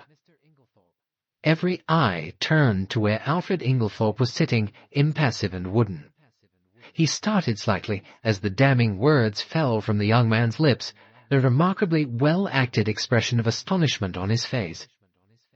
Are you in the habit of selling strychnine indiscriminately over the counter? The wretched young man wilted visibly under the coroner's frown. Oh, no, sir, but seeing it was Mr. Inglethorpe of the Hall, he said it was to poison a dog. Isn't it customary for anyone purchasing poison to sign a book? Oh, yes, sir. Mr. Inglethorpe did so. Have you got the book here? It was produced, and the coroner dismissed the wretched Mr. Mace. Then, amidst a breathless silence, Alfred Inglethorpe was called. The coroner went straight to the point. On Monday evening last, did you purchase strychnine for the purpose of poisoning a dog? No, I did not, said Inglethorpe. There is no dog at Styles. You deny absolutely having purchased strychnine from Albert Mace on Monday last? I do. Do you also deny this? The coroner handed him the register. Certainly I do. That is not my signature. The coroner hesitated for a moment. Mr. Inglethorpe, would you mind telling us where you were on the evening of Monday, July the 16th? I can't remember. Well, that's absurd, Mr. Inglethorpe, said the coroner. Think again. Inglethorpe shook his head. I can't tell you. Well, that's a pity, said the coroner. I am to take it, then, that you decline to say where you were at the time that Mr. Mace positively recognized you as entering the shop to purchase strychnine. Well, if you like to take it their way, yes. Poirot was fidgeting nervously. Sacré! Does this imbecile of a man want to be arrested?" The coroner, however, passed briskly on to the next point, and Poirot drew a deep breath of relief. "You had a discussion with your wife on Tuesday afternoon." "Pardon me," interrupted Alfred Inglethorpe. "You've been misinformed. I had no quarrel with my dear wife. The whole story is absolutely untrue. I was absent from the house the entire afternoon." "Have you anyone who can testify to that?" "You have my word," said Inglethorpe haughtily. The coroner didn't trouble to reply. "There are 2 witnesses who will swear to having heard your disagreement with Mrs. Inglethorpe. Those witnesses were mistaken." The coroner reflected a moment. "I believe, Mr. Inglethorpe, that you yourself poured out the coffee, and took it to your wife that evening." "Well, I poured it out, yes, but I didn't take it to her. I meant to do so, but I was told that a friend was at the hall door. So I laid down the coffee on the hall table, and when I came through the hall again a few minutes later it was gone." At that point Poirot nudged me gently, indicating 2 men who were sitting together near the door. One was a little sharp, dark, ferret-faced man. The other was tall and fair. I questioned Poirot mutely. He put his lips to my ear. "That little man is Detective Inspector James Japp of Scotland Yard. Jimmy Japp. The other man is from Scotland Yard too. Things are moving quickly, my friend." I stared at the 2 men intently. I was still staring when I was recalled by the verdict being given: "Wilful murder against some person or persons unknown." As we came out of the Stylites Arms, Poirot drew me aside. In a few moments the Scotland Yard men emerged, and Poirot stepped forward. "I fear you do not remember me, Inspector Japp." "If it isn't Mr. Poirot!" cried the inspector. He turned to the other man. "You've heard me speak of Mr. Poirot. It was 12 years ago we worked together, the Abercrombie forgery case. And do you remember Baron Altara? That was a pretty rogue for you. He eluded half the police in Europe, but we nailed him in Antwerp, thanks to Mr. Poirot here." I drew nearer and was introduced to Detective Inspector Japp, who in his turn introduced us both to his companion, Superintendent Summerhay. "I need hardly ask what you are doing here, gentlemen," remarked Poirot. Japp closed one eye knowingly. "No, indeed. Pretty clear case, I should say." "There I differ from you," said Poirot. "Oh, come," said Summerhay. "The man's caught red-handed." But Japp was looking attentively at Poirot. "Hold your fire, Summerhay. Me and Monsieur here have met before, and there's no man's judgment I'd sooner take. If I'm not greatly mistaken, he's got something up his sleeve." Poirot smiled. "I have drawn certain conclusions, yes." "Well," said Japp, "from the evidence at the inquest, Mr. Inglethorpe murdered his wife as sure as I stand here, and if anyone but you hinted the contrary, I'd laugh in his face. I must say, I was surprised the jury didn't bring in wilful murder against him right off."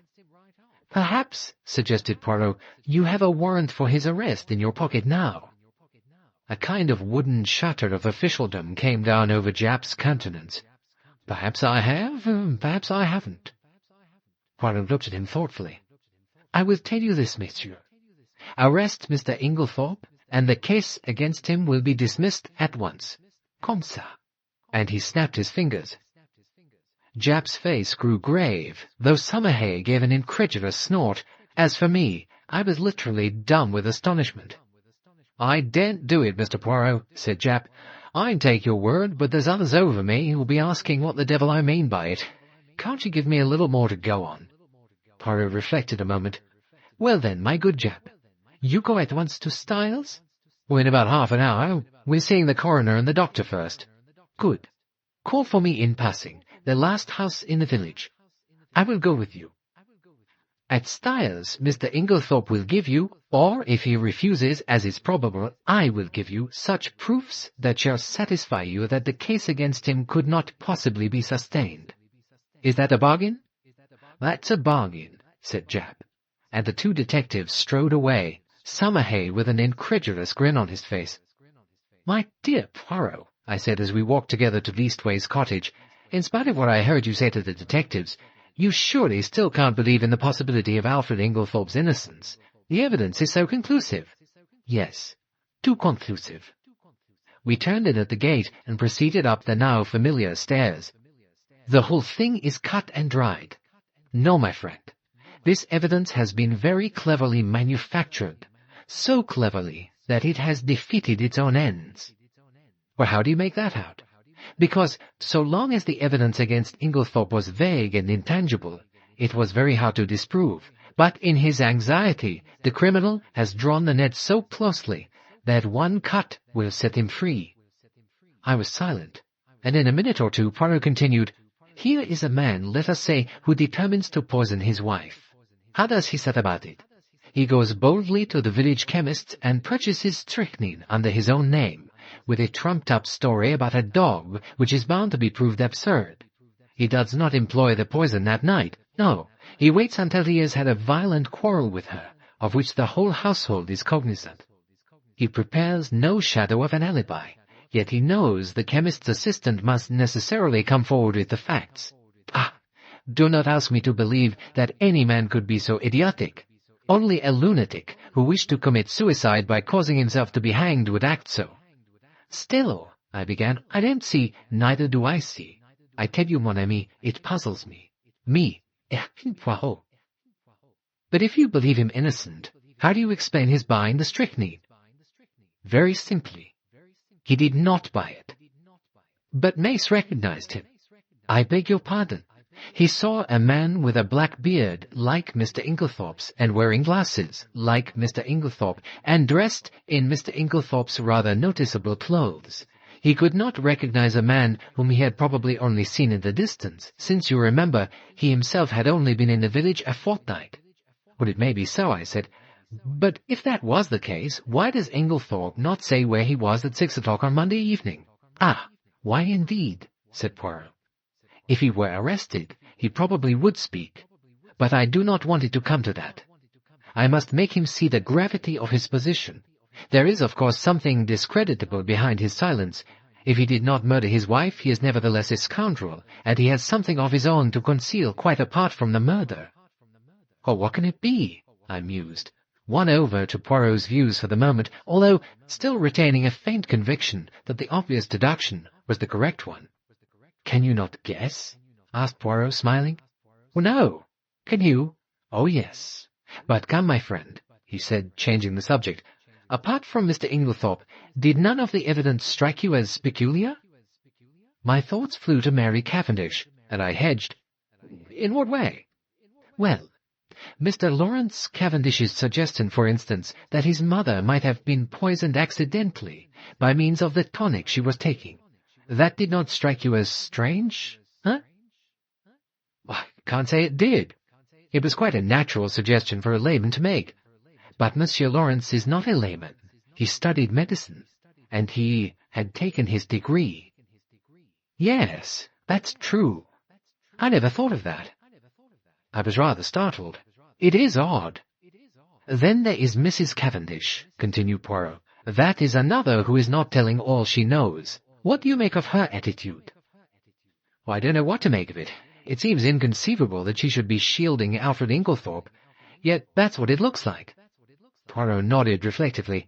"One thing is certain. She overheard a good deal more of that private conversation than she was willing to admit. And one thing her evidence has shown me is that I made a mistake. Dorcas was quite right. The quarrel did take place earlier in the afternoon, about 4 o'clock, as she said." I looked at him curiously. I had never understood his insistence on that point. "Yes, a good deal that was peculiar came out today," continued Poirot. "Dr. Bowerstein, now, what was he doing up and dressed at that hour in the morning? It is astonishing to me that no one commented on the fact. I shall keep my eye on our clever Dr. Bowerstein." "Any more faults to find with the evidence?" I inquired satirically. "Mon ami," replied Poirot, "unless I am much mistaken, at this inquest only one person was speaking the truth without reservation or subterfuge. Perhaps two." "Oh, come now, Poirot. I won't cite Lawrence or Mrs. Cavendish, but there's John and Miss Howard. Surely they were speaking the truth." "Both of them, my friend?" "One I grant you, but both." His words gave me an unpleasant shock. Miss Howard's evidence, unimportant as it was, had been given in such a downright straightforward manner that it had never occurred to me to doubt her sincerity. "Miss Howard has always seemed so essentially honest," I said. Poirot gave me a curious look, which I could not quite fathom. He seemed about to speak, and then checked himself. "Miss Murdoch, too," I continued. "There's nothing untruthful about her." "No, but it was strange that she never heard a sound sleeping next door, whereas Mrs. Cavendish, in the other wing of the building, distinctly heard the table fall." At that moment a smart knock reached our ears, and looking out of the window, we perceived the two detectives waiting for us below. Poirot seized his hat, gave a ferocious twist to his moustache, and carefully brushing an imaginary speck of dust from his sleeve, motioned me to precede him down the stairs. There we joined the detectives, and set out for Styles. Poirot conferred with Japp in a low tone on the way up, and it was the detective inspector who requested that the household, with the exception of the servants, should be assembled in the drawing-room. I realized the significance of this. It was up to Poirot to make his boast good. Personally, I wasn't sanguine. Poirot might have excellent reasons for his belief in Inglethorpe's innocence, but a man like Summerhay would require tangible proofs, and these I doubted Poirot could supply. Before very long, we'd all trooped into the drawing-room, the door of which Japp closed. I think that for the first time we realized that the thing wasn't a bad dream, but a tangible reality. In this house, a murder had been committed. In front of us were the detectives in charge of the case. The well-known glib phraseology passed rapidly through my mind in the interval before Poirot opened the proceedings. I think everyone was a little surprised that it should be he, and not one of the official detectives, who took the initiative. "Messieurs, dames," said Poirot, bowing as though he were a celebrity about to deliver a lecture, "I have asked you to come here all together for a certain object. That object, it concerns Mr. Alfred Inglethorpe." Inglethorpe was sitting a little by himself. I think, unconsciously, everyone had drawn their chairs slightly away from him, and he gave a faint start as Poirot pronounced his name.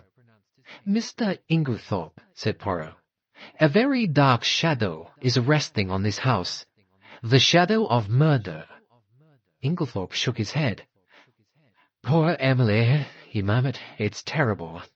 "I do not think, monsieur," said Poirot pointedly, "that you quite realize how terrible it may be for you. You are standing in very grave danger. Do you understand, monsieur, that you are suspected of poisoning your wife?" A little gasp ran round the circle at this plain speaking. "What a monstrous idea!" cried Inglethorpe. "I poison my dearest Emily?" Poirot watched him narrowly. "Mr. Inglethorpe, knowing what I have now told you, will you say where you were at 6 o'clock on Monday afternoon?" Slowly and deliberately, Inglethorpe shook his head.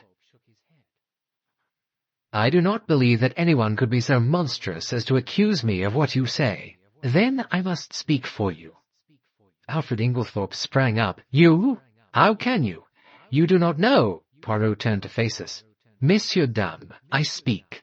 I, Hercule Poirot, affirm that the man who entered the chemist's shop and purchased strychnine at 6 o'clock on Monday last was not Mr. Inglethorpe. For at 6 o'clock on that day, Mr. Inglethorpe was escorting Mrs. Raikes back to her home from a neighboring farm. I can produce no less than 5 witnesses to swear to having seen them together, either at 6 or just after. And, as you may know, the Abbey Farm, Mrs. Raikes' home, is at least 2.5 miles distant from the village. There is absolutely no question as to the alibi." "My word, Mr. Poirot," cried Japp. "You're the goods and no mistake. These witnesses of yours are all right, I suppose?" "Voila! I have prepared a list of them, names and addresses. You will find it all right." "Oh, I'm sure of that. And I'm much obliged to you. A pretty mare's nest arresting Mr. Inglethorpe would have been." He turned to John Cavendish. "Now, sir, I should like to see the lady's bedroom, please, and after that I'll have a little chat with the servants. Don't you bother about anything. Mr. Poirot here will show me the way." As they went out of the room, Poirot caught me by the arm. "Quick, go to the other wing. Stand there, just this side of the baize door. Do not move till I come." Then, turning rapidly, he rejoined the 2 detectives. I took up my position, wondering what on earth lay behind the request. As I looked thoughtfully down the corridor in front of me, an idea struck me. With the exception of the Inglethorpes and Cynthia Murdoch, Everyone else's room was in this left wing. Had that anything to do with it? I stood faithfully at my post, and it must have been quite 20 minutes before Poirot rejoined me. "Nothing's happened," I said. "But you have probably heard something, a big bump, eh, mon ami?" "No." "Is it possible?" I am not usually clumsy. I made but a slight gesture with the left hand, and over went the table by the bed. He looked so crestfallen that I hastened to console him. "Oh, never mind, old chap." I looked out of the window. "Hello, here's Dr. Bowerstein. Poirot, I really don't like him." "He is clever," observed Poirot. "Oh, clever as the devil. I must say I was overjoyed to see him in the plight he was on Tuesday. You never saw such a spectacle." And I described the doctor's adventure. "He looked a regular scarecrow, plastered with mud from head to foot." "You saw him then?" "Well, yes, of course. He didn't want to come in. It was just after dinner, but Mr. Inglethorpe insisted." "What?" Poirot caught me violently by the shoulders. "Was Dr. Bowerstein here on Tuesday night, the night of the murder? Hastings, do you not see? That alters everything, everything. Allons, we must act at once." In another 10 minutes, we had borrowed John Cavendish's car and were racing along the high road to Tadminster. "Now, Poirot," I said, "perhaps you'll tell me what this is all about."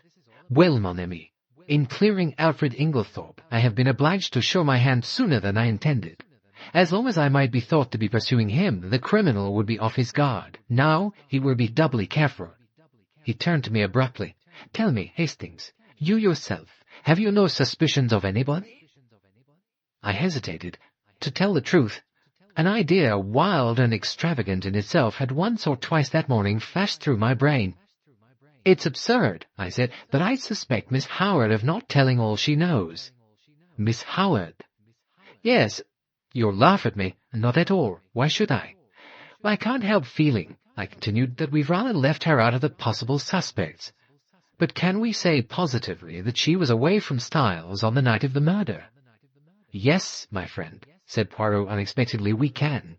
One of my first actions was to ring up the hospital where she was working. Miss Howard had been on afternoon duty on Tuesday, and, a convoy coming in unexpectedly, she kindly offered to remain on night duty, which offer was gratefully accepted. That disposes of that." "Oh," I said, rather nonplussed. "But it's her extraordinary vehemence against Inglethorpe that started me off suspecting her. I had an idea she might have burnt the new will, mistaking it for the earlier one in his favor. She's so terribly bitter against him." "You consider her vehemence unnatural?" "Well, yes. She's so very violent. I wonder really whether she's quite sane on that point." Poirot shook his head energetically. No, you are on a wrong track there. Miss Howard is an excellent specimen of well-balanced English beef and brawn. She is sanity itself. Still, you are right in one thing. It is always wise to suspect everybody until you can prove logically that they are innocent. Now, what reasons are there against Miss Howard's having deliberately poisoned Mrs. Inglethorpe?" "Why, she was devoted to her," I exclaimed. Cried Poirot. "You argue like a child. If Miss Howard were capable of poisoning the old lady, she would be equally capable of simulating devotion. No, we must look elsewhere. You are perfectly correct in your assumption that her vehemence against Alfred Inglethorpe is too violent to be natural, but you are quite wrong in the deduction you draw from it. I have drawn my own deductions, which I believe to be correct, but I will not speak of them at present." I sighed. "Well, we'll acquit Miss Howard then. But Hastings," said Poirot, "there is something I want you to do for me." "Well, certainly. What is it?" "Next time you happen to be alone with Lawrence Cavendish, I want you to say this to him. I have a message for you from Poirot. He says, 'Find the extra coffee cup, and you can rest in peace.' Nothing more, nothing less." "But what does it mean?" "Ah, that I will leave you to find out. Just say that to him, and see what he says." We were running into Tadminster now, and Poirot directed the car to the analytical chemist, and went inside. In a few minutes he was back again. "What were you doing there?" I asked. "I left something to be analyzed." "Oh, yes, but what?" "The sample of cocoa I took from the saucepan in the bedroom." "But that has already been tested," I cried. "Dr. Bowerstein had it tested, and you yourself laughed at the possibility of there being strychnine in it." "I know Dr. Barstein had it tested," replied Poirot, "but I have a fancy for having it analyzed again." And not another word on the subject could I drag out of him. The funeral took place the following day, and on Monday, as I came down to a late breakfast, John drew me aside and informed me that Mr. Inglethorpe was leaving that morning to take up his quarters at the Stylites Arms. "And really it's a great relief to think he's going, Hastings," continued my honest friend. "It was bad enough before, when we thought he'd done it, but I'm hanged if it isn't worse now, when we all feel guilty for having been so down on the fellow." In the general relief at Inglethorpe's approaching departure, we had the most genial breakfast we'd experienced since the tragedy. After the meal, Dorcas came up to me rather mysteriously. "You'll be seeing the Belgian gentleman today, perhaps, sir?" I nodded. "Well, sir, you know how he asked me so particular if the mistress or anyone else had a green dress?" My interest was aroused. "Yes." "Well, since then I've remembered the dressing-up box in the front attic, sir. A great chest full of old clothes and fancy dresses and what-not, and it came to me sudden-like that there might be a green dress amongst them. So, if you tell the Belgian gentleman—" "I'll tell him, Dorcas," I promised. I thought I might as well go down to the village at once and look up Poirot, but I met him halfway, coming up to the house, and at once gave him Dorcas's message. "Ah, the brave Dorcas! We will look at the chest." We went straight up to the attic. Sure enough, there was the chest, studded with brass nails and full to overflowing with every imaginable type of garment. Poirot bundled everything out onto the floor. There were one or two green fabrics of varying shades, but Poirot shook his head over them all. Suddenly, he gave an exclamation. "What is it? Look!" The chest was nearly empty, and there, right at the bottom, was a magnificent black beard. "Oh-ho!" said Poirot. "Oh-ho!" He examined it closely. "New," he remarked, "quite new." After a moment's hesitation, he replaced it in the chest, heaped all the other things on top of it as before, and made his way briskly downstairs. He went straight to the pantry, where we found Dorcas busily polishing her silver. Poirot wished her good morning, with Gallic politeness, and went on, "We have been looking through that chest, Dorcas. I am much obliged to you for mentioning it.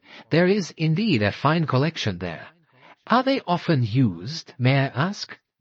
"Well, sir, not very often nowadays, though from time to time we do have what the young gentlemen call a dress-up night. And very funny it is sometimes, sir. Mr. Lawrence, he's wonderful, most comic." As we walked out into the hall again, Poirot said reflectively, "I must have an ally in the house." "Will you have me?" I protested. "True. But you are known to be working with me. I want somebody who is not associated with us in any way." "Oh, I see. How about John?" "I think not." "Well, the dear fellow isn't perhaps very bright," I said. "Here comes Miss Howard," said Poirot. "She is the very person. I am in her black books since I cleared Mr. Inglethorpe. Still, we can but try." With a nod that was barely civil, Miss Howard assented to Poirot's request for a few minutes' conversation. We went into the little morning-room, and Poirot closed the door. "Well, Monsieur Poirot," said Miss Howard, "what is it? Out with it, I'm busy." "Do you remember, mademoiselle, that I once asked you to help me?" The lady nodded. "And I told you I'd help you with pleasure, to hang Alfred Inglethorpe." "Ah!" Poirot studied her seriously. "Miss Howard, do you still believe that Mrs. Inglethorpe was poisoned by her husband?" "Oh, what do you mean?" she said. "I'll admit that he wasn't the one who bought strychnine at the chemist, but what of that?" "Then," said Poirot mildly, "I will put my question in another form. Did you ever, in your heart of hearts, believe that Mrs. Inglethorpe was poisoned by her husband?" "Good heavens!" cried Miss Howard. "Haven't I always told you the man's a villain? Haven't I always told you he would murder her in her bed? Haven't I always hated him like poison?" "Exactly," said Poirot. "That bears out my little idea entirely." "What little idea?" "Miss Howard, you wish to believe Mr. Inglethorpe committed the crime. You believe him capable of committing it, but your instinct tells you he did not commit it. It tells you more. Shall I go on?" She was staring at him, fascinated, and made a slight affirmative movement of the hand. Shall I tell you why you have been so vehement against Mr. Inglethorpe? It is because you have been trying to believe what you wish to believe. It is because you are trying to drown and stifle your instinct, which tells you another name. No, no, cried Miss Howard. Don't say it. It isn't true. It can't be true. I am right, am I not? Asked Poirot. Yes, you must be a wizard to have guessed, but it can't be so. It's so monstrous, too impossible, and don't ask me about it, because I shan't tell you. I must be mad to think of such a thing. Poirot nodded, as if satisfied. There, said Poirot, looking after her as she walked firmly out of the room, goes a very valuable ally. That woman Hastings has got brains as well as a heart. I'd had no opportunity as yet of passing on Poirot's message to Lawrence, but now, as I strolled out of the house, I saw Lawrence on the croquet lawn, aimlessly knocking a couple of balls about. I've been looking for you, I remarked untruthfully. Have you? Yes, the truth is I've got a message for you, from Poirot. He told me to wait until I was alone with you. Well? This is the message. Find the extra coffee cup, and you can rest in peace. Lawrence stared at me in quite unaffected astonishment. What on earth does he mean? Well, don't you know? Well, not in the least. Do you? I was compelled to shake my head. What extra coffee cup? I don't know. Well, you'd better ask Dorcas or one of the maids if he wants to know about coffee cups. Well, what am I to tell Poirot? Well, tell him I don't know what he's talking about. It's double Dutch to me. The boom of the gong sounded from the house, and we went in together. Poirot had been asked by John to remain to lunch, and was already seated at the table. By tacit consent, all mention of the tragedy was barred. We conversed on the war and other outside topics. But after the cheese and biscuits had been handed round, and Dorcas had left the room, Poirot suddenly leant forward to Mrs. Cavendish. Pardon me, madame, for recalling unpleasant memories, but I have a little idea. Poirot's little ideas were becoming a perfect byword, and would like to ask one or two questions. Of me? Well, certainly. You are too amiable, madame. What I want to ask is this. The door leading into Mrs. Inglethorpe's room from that of Mademoiselle Cynthia, it was bolted, you say? Well, certainly it was bolted, replied Mary Cavendish, rather surprised. I think I told the coroner that at the inquest. You are sure it was bolted and not merely locked? Oh, I see what you mean. No, I don't know. I said bolted, meaning that it was fastened, and I couldn't open it. Oh, but I know, interrupted Lawrence.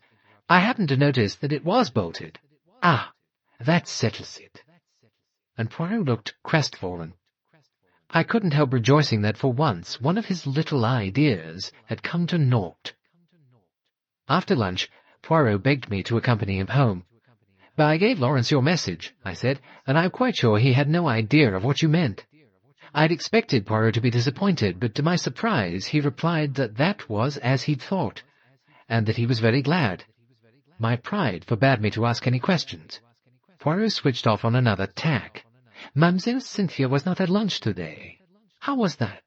Oh, she's at the hospital again. She resumed work today. Ah, I would rather like to see that dispensary of hers. Do you think she would show it to me? Well, I'm sure she'd be delighted. I suppose they have very strong poisons there. Yes, she showed them to us. They're kept locked up in a little cupboard. I believe they have to be very careful. They always take out the key before leaving the room. Indeed. Is it near the window, this cupboard? No, right the other side of the room. Why? Poirot shrugged his shoulders. I wondered. That is all. Will you come in? We had reached the cottage. No, I think I'll be getting back. I shall go round the long way through the woods. The woods round Styles were very beautiful. There was hardly a breath of wind, and I strolled on a little way. Finally, I flung myself down at the foot of a grand old beech tree. My thoughts of mankind were kindly and charitable. I even forgave Poirot for his absurd secrecy. I yawned. I woke up with a start. At once, I realized that I was in a very awkward predicament. For about 12 feet away from me, John and Mary Cavendish were standing facing each other, evidently quarrelling, and quite unaware of my proximity. I tell you, Mary, I won't have it. Mary's voice came. Have you any right to criticize my actions? It'll be the talk of the village. My mother was only buried on Saturday, and here you are gadding about with the fellow. Oh, if it's only village gossip that you mind. But it isn't. I've had enough of the fellow hanging about you. Am I to understand that you'll continue to see Bowerstein against my express wishes? If I choose, she said. Have you no friends of whom I should disapprove? John fell back a pace. What do you mean? You see, said Mary, you have no right to dictate to me about my choice of friends. She was walking away when John caught her by the arm. Mary, are you in love with this fellow Bowerstein? She freed herself quietly from his arm and spoke over her shoulder.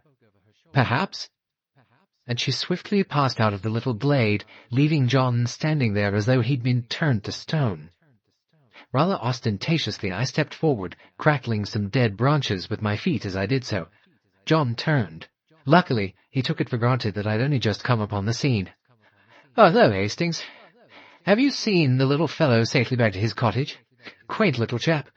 Is he any good, though, really? He was considered one of the finest detectives of his day." "Oh, well, I suppose there must be something in it, then. But, Hastings, all this is a nightmare to me. I can't help feeling sometimes it must have been an accident, because who could have done it? Now Inglethorpe's out of the way, there's no one else. No one. I mean, except one of us. Yes, indeed, that was nightmare enough for any man. One of us. Yes, surely it must be so. Unless... A new idea suggested itself to my mind. Rapidly I considered it. The light increased. Poirot's mysterious doings, his hints, they all fitted in. Fool that I was not to have thought of this possibility before, and what a relief for us all. "No, John," I said, "it isn't one of us. Well, who else is there?" I looked cautiously round. "Dr. Bowerstein," I whispered. "But what earthly interest could he have in Mother's death?" "Well, that I don't see," I confessed, "but I'll tell you this. Poirot thinks so." "Poirot? Does he? Well, how do you know?" I told him of Poirot's intense excitement on hearing that Dr. Bowerstein had been at Styles on the fatal night, and added, "He said twice, 'That alters everything.' And I've been thinking, you know Inglethorpe said he'd put down the coffee in the hall. Well, it was just then that Bowerstein arrived. Isn't it possible that as Inglethorpe brought him through the hall, the doctor dropped something into the coffee in passing?" "But how," said John, "could he know it was her coffee? No, old fellow, I don't think that will wash." "But I'd thought of something else. He knows more about poisons than almost anybody," I said. "Perhaps he's found some way of making strychnine tasteless. Or it may not have been strychnine at all, but some obscure drug no one has ever heard of, which produces much the same symptoms." Yes. Well, that might be," said John. And then, suddenly, a dreadful possibility flashed through my mind. I hoped and prayed it wouldn't occur to John also. I glanced sideways at him. He was frowning perplexedly, and I drew a deep breath of relief, for the terrible thought that had flashed across my mind was this, that Dr. Bowerstein might have had an accomplice. Yet surely it couldn't be. Surely no woman as beautiful as Mary Cavendish could be a murderess. Yet beautiful women had been known to poison. And I suddenly remembered that enigmatic conversation between Poirot and Evelyn Howard. Was this what they'd meant? Was this the monstrous possibility that Evelyn had tried not to believe? Yes. It all fitted in. "Still," said John, "I'm blessed if I can see what his motive could have been." I trembled. "Look here," I said, "I may be altogether wrong, and remember, all this is in confidence. Oh, of course, that goes without saying." We'd walked as we talked, and now we passed through the little gate into the garden. Tea was spread out under the sycamore tree, as it had been on the day of my arrival. Cynthia was back from the hospital, and I placed my chair beside her and told her of Poirot's wish to visit the dispensary. "Oh, of course. I'd love him to see it. He's such a dear little man." Then, glancing in the direction of Mary Cavendish, Cynthia said quietly, "Mr. Hastings, I want to talk to you." So after tea, I invited Cynthia to come for a walk, and we sauntered off into the woods together. "Well?" I inquired, as soon as we were protected from prying eyes. With a sigh, Cynthia flung herself down and tossed off her hat. "Mr. Hastings, you're always so kind, and you know such a lot." It struck me at this moment that Cynthia was really a very charming girl, much more charming than Mary, who never said things of that kind. "Well?" I asked. "I want to ask your advice. You see, Aunt Emily always told me I should be provided for. Or I suppose she forgot, or didn't think she was likely to die. Anyway, I'm not provided for, and I don't know what to do. Do you think I ought to go away from here at once?" "Good heavens, no. They don't want to part with you, I'm sure." Cynthia hesitated for a moment. "Mrs. Cavendish does. She hates me." "Hates you?" I cried. Cynthia nodded. "I don't know why, but she can't bear me. And Lawrence can't either. It's rather horrid when no one loves you, isn't it?" "But they do, Cynthia dear," I said. "I'm sure you're mistaken. Look, there's John and Miss Howard." Cynthia nodded. "Yes, John likes me, I think. And of course Evie, for all her gruff ways, wouldn't be unkind to a fly. But Lawrence never speaks to me if he can help it, and Mary doesn't want me, and... Oh, I don't know what to do." Suddenly the poor child burst out crying. I don't know what possessed me. Her beauty, perhaps, as she sat there with the sunlight glinting down on her head, perhaps honest pity for her youth and loneliness. Anyway, I leant forward, and taking her little hand, I said, "Marry me, Cynthia." Unwittingly, I'd hit upon a sovereign remedy for her tears. She sat up at once and drew her hand away. "Oh, don't be silly." I was a little annoyed. "I'm not being silly. I'm asking you to do me the honor of becoming my wife." To my intense surprise, Cynthia burst out laughing. "It's perfectly sweet of you, but you know you don't want to, and I don't either." "Well, of course, that settles it," I said, "but I don't see anything to laugh at. There's nothing funny about a proposal." "Oh, indeed," said Cynthia. "Somebody might accept you next time. Goodbye. You've cheered me up very much." And with a final uncontrollable burst of merriment, she vanished through the trees. Thinking over the interview, it struck me as being profoundly unsatisfactory. It occurred to me suddenly that I'd go down to the village and look up Bowerstein. Somebody ought to be keeping an eye on the fellow. Accordingly, I went to the little house where I knew he lodged and tapped on the door. An old woman came and opened it. "Oh, good afternoon," I said. "Is Dr. Bowerstein in?" She stared at me. "Haven't you heard?" "He's took." "Took? Dead?" "No.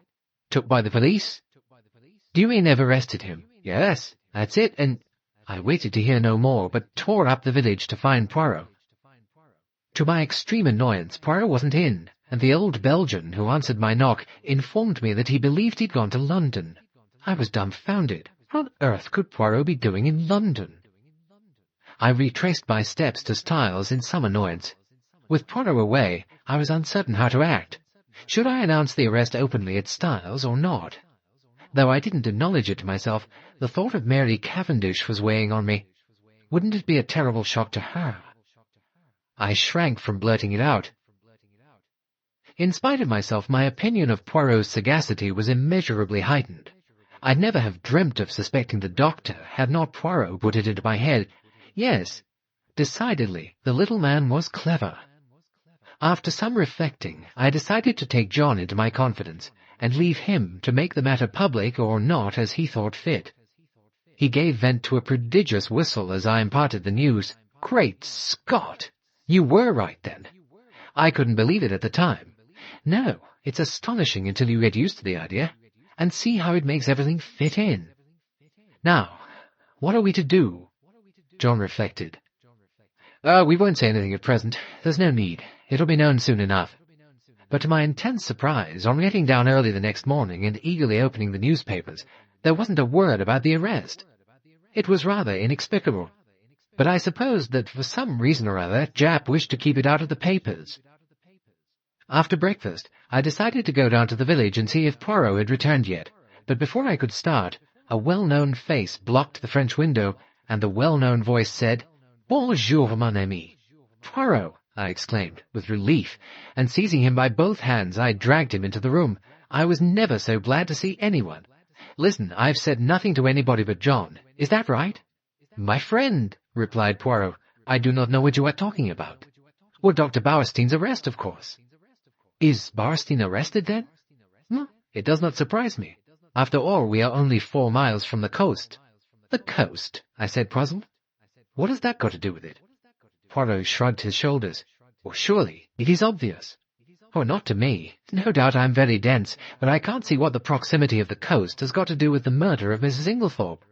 Well, nothing at all, of course, replied Poirot, smiling. But we were speaking of the arrest of Dr. Bauerstein. Well, he's arrested for the murder of Mrs. Inglethorpe. Impossible. Who told you that, my friend? Well, no one exactly told me, I confessed. But he is arrested. Oh, yes, very likely. But for espionage, mon ami. What do you mean to say, I asked, slowly adapting myself to the new idea, that Dr. Bauerstein is a spy? Poirot nodded. Have you never suspected it? It never entered my head. It did not strike you as peculiar that the famous London doctor should bury himself in a little village like this, and should be in the habit of walking about at all hours of the night, fully dressed? He is, of course, a German by birth. The blackguard, I cried. Not at all. He is, on the contrary, a patriot. But I could not look at it in Poirot's philosophical way. And this, I cried, is the man with whom Mrs. Cavendish has been wandering about all over the country.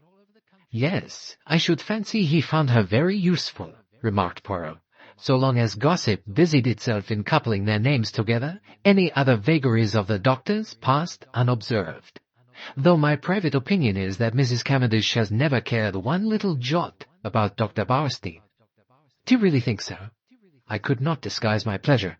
I am quite sure of it, and I will tell you why. Yes? Because she cares for someone else, mon ami. What did he mean? In spite of myself, an agreeable warmth spread over me. My pleasing thoughts were interrupted by the sudden entrance of Miss Howard. She glanced round hastily, and quickly produced an old sheet of brown paper. This she handed to Poirot, murmuring as she did so, "On top of the wardrobe." Then she hurriedly left the room. Poirot unfolded the sheet of paper eagerly and spread it on the table. "Come here, Hastings. Now, tell me, what is that initial?" It was a medium-sized sheet, rather dusty, as though it had lain by for some time, but it was the label that was attracting Poirot's attention. At the top, it bore the printed stamp of Messrs. Parksons, the well-known theatrical costumiers, and it was addressed to Cavendish, Esquire. The initial was unclear. Styles Court, Styles St. Mary, Essex. "It might be T," I said, after studying the thing for a minute or two. "Or it might be L." "Good," replied Poirot, folding up the paper again. "I also am of your way of thinking. It is an L. Depend upon it." "Is it important?" I asked curiously. "Moderately so. It confirms a surmise of mine. Having deduced its existence, I set Miss Howard to search for it, and she found it on top of a wardrobe." "A funny place for a piece of brown paper," I mused. "Not at all. The top of a wardrobe is an excellent place for brown paper and cardboard boxes. I have kept them there myself." "Poirot," I asked, "have you made up your mind about this crime?" "I believe I know how it was committed. Unfortunately, I have no proof beyond my surmise, unless—" With sudden energy, he caught me by the arm and whirled me down the hall, calling out, "Mademoiselle Dorcas, Mademoiselle Dorcas, un moment, s'il vous plaît." Dorcas, quite flurried by the noise, came hurrying out of the pantry. "My good Dorcas, I have a little idea. Tell me, on Monday, the day before the tragedy, did anything go wrong with Mrs. Inglethorpe's bell?" Dorcas looked very surprised. "Well, yes, sir. Now you mention it, a mouse or some such must have nibbled the wire through. The man came and put it right on Tuesday morning." With a long-drawn exclamation of ecstasy, Poirot led the way back to the morning-room.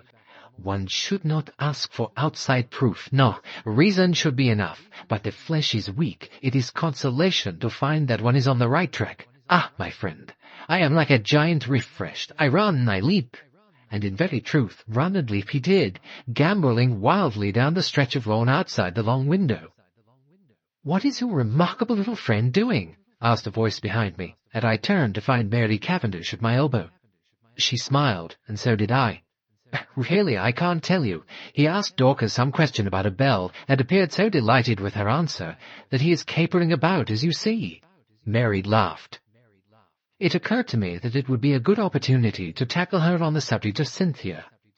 I began rather tactfully, I thought, but I hadn't gone far before she stopped me. "You're an excellent advocate, Mr. Hastings, but in this your talents are quite thrown away. Cynthia will run no risk of encountering any unkindness from me." I began to stammer feebly, but again she stopped me, and her words were so unexpected that they quite drove Cynthia and her troubles out of my mind. "Mr. Hastings, do you think I and my husband are happy together?" I was considerably taken aback, and murmured something about it not being my business to think anything of the sort. "Well," she said, "I will tell you that we are not happy." I said nothing, for I saw that she hadn't finished. She looked up at me. "You don't know anything about me, do you? Where I come from, who I was before I married John? Anything, in fact." "Well, I will tell you. My father was English, but my mother was a Russian." "Ah," I said. "Now I understand." "Understand what?" "A hint of something foreign, different, that there has always been about you. My mother was very beautiful, I believe. She died when I was quite little. My father was broken-hearted. Shortly afterwards, he went into the consular service. Everywhere he went, I went with him. When I was 23, I'd been nearly all over the world. It was a splendid life. I loved it." There was a smile on her face. She seemed to be living in the memory of those old glad days. "Then my father died. He left me very badly off. I had to go and live with some old aunts in Yorkshire." She shuddered. It was deadly. The narrowness, the monotony of it, almost drove me mad. And then I met John Cavendish. He was my way of escape. I was quite honest with him. I told him what was true, that I liked him very much, that I hoped to come to like him more, but that I wasn't in any way what the world calls in love with him.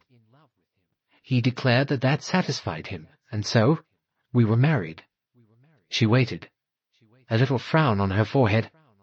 "I'm sure he cared for me at first, but we weren't well matched. Almost at once we drifted apart. It's not a pleasant thing for my pride, but it's the truth. He tired of me very soon."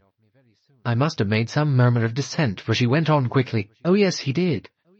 Not that it matters, now that we've come to the parting of the ways." "Or what do you mean?" "I mean that I'm leaving him." "But why?" She paused. "Perhaps because I want to be free." As she spoke, I had a sudden vision of broad spaces, virgin tracts of forests, untrodden lands, and a realization of what freedom would mean to such a nature as Mary Cavendish. Poirot didn't make his appearance the following morning, and there was no sign of the Scotland Yard man.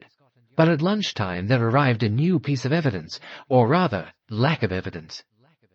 We'd vainly tried to trace the fourth letter which Mrs. Englethorpe had written on the evening preceding her death. Then a communication arrived from a firm of French music publishers, acknowledging Mrs. Englethorpe's cheque and regretting they'd been unable to trace a certain series of Russian folk songs. So the last hope of solving the mystery by means of Mrs. Englethorpe's correspondence on the fatal evening had to be abandoned. Just before tea, I strolled down to tell Poirot of the new disappointment, but found to my annoyance that he was once more out. "Gone to London again?" "Oh, no, monsieur. He has but taken the train to Dadminster to see a young ladies' dispensary," he said. "Silly ass," I said. "I told him Wednesday was the one day she wasn't there." "Well, tell him to look us up tomorrow morning, would you?" "Certainly, monsieur."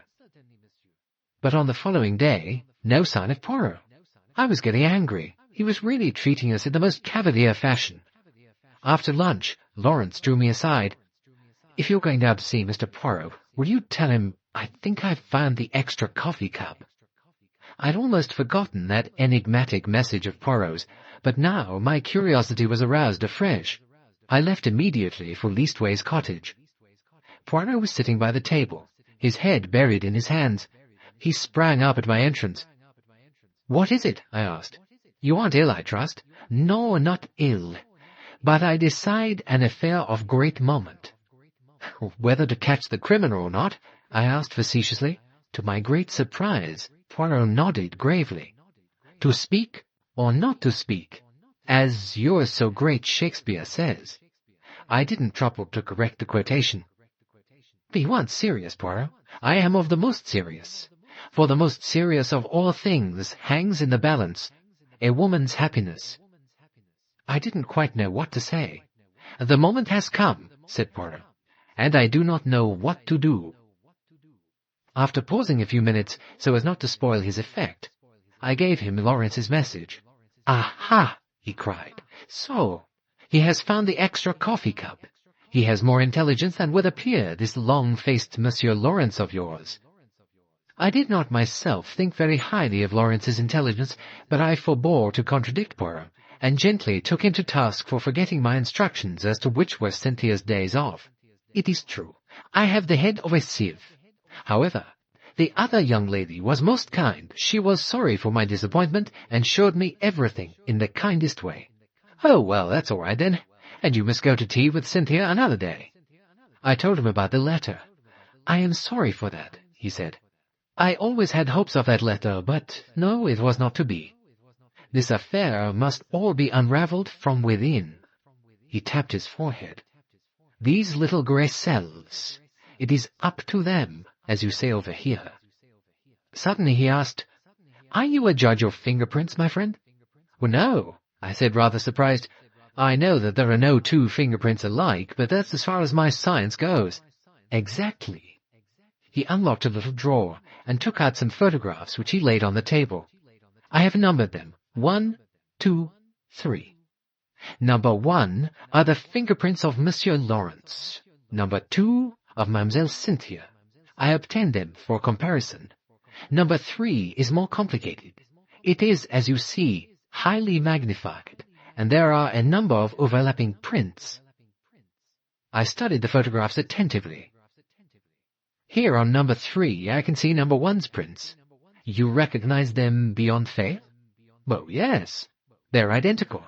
Poirot nodded, and taking the photographs, locked them up again. Now, my friend, it remains to tell you the particular object on which they had been left. Oh, go on, I'm really excited.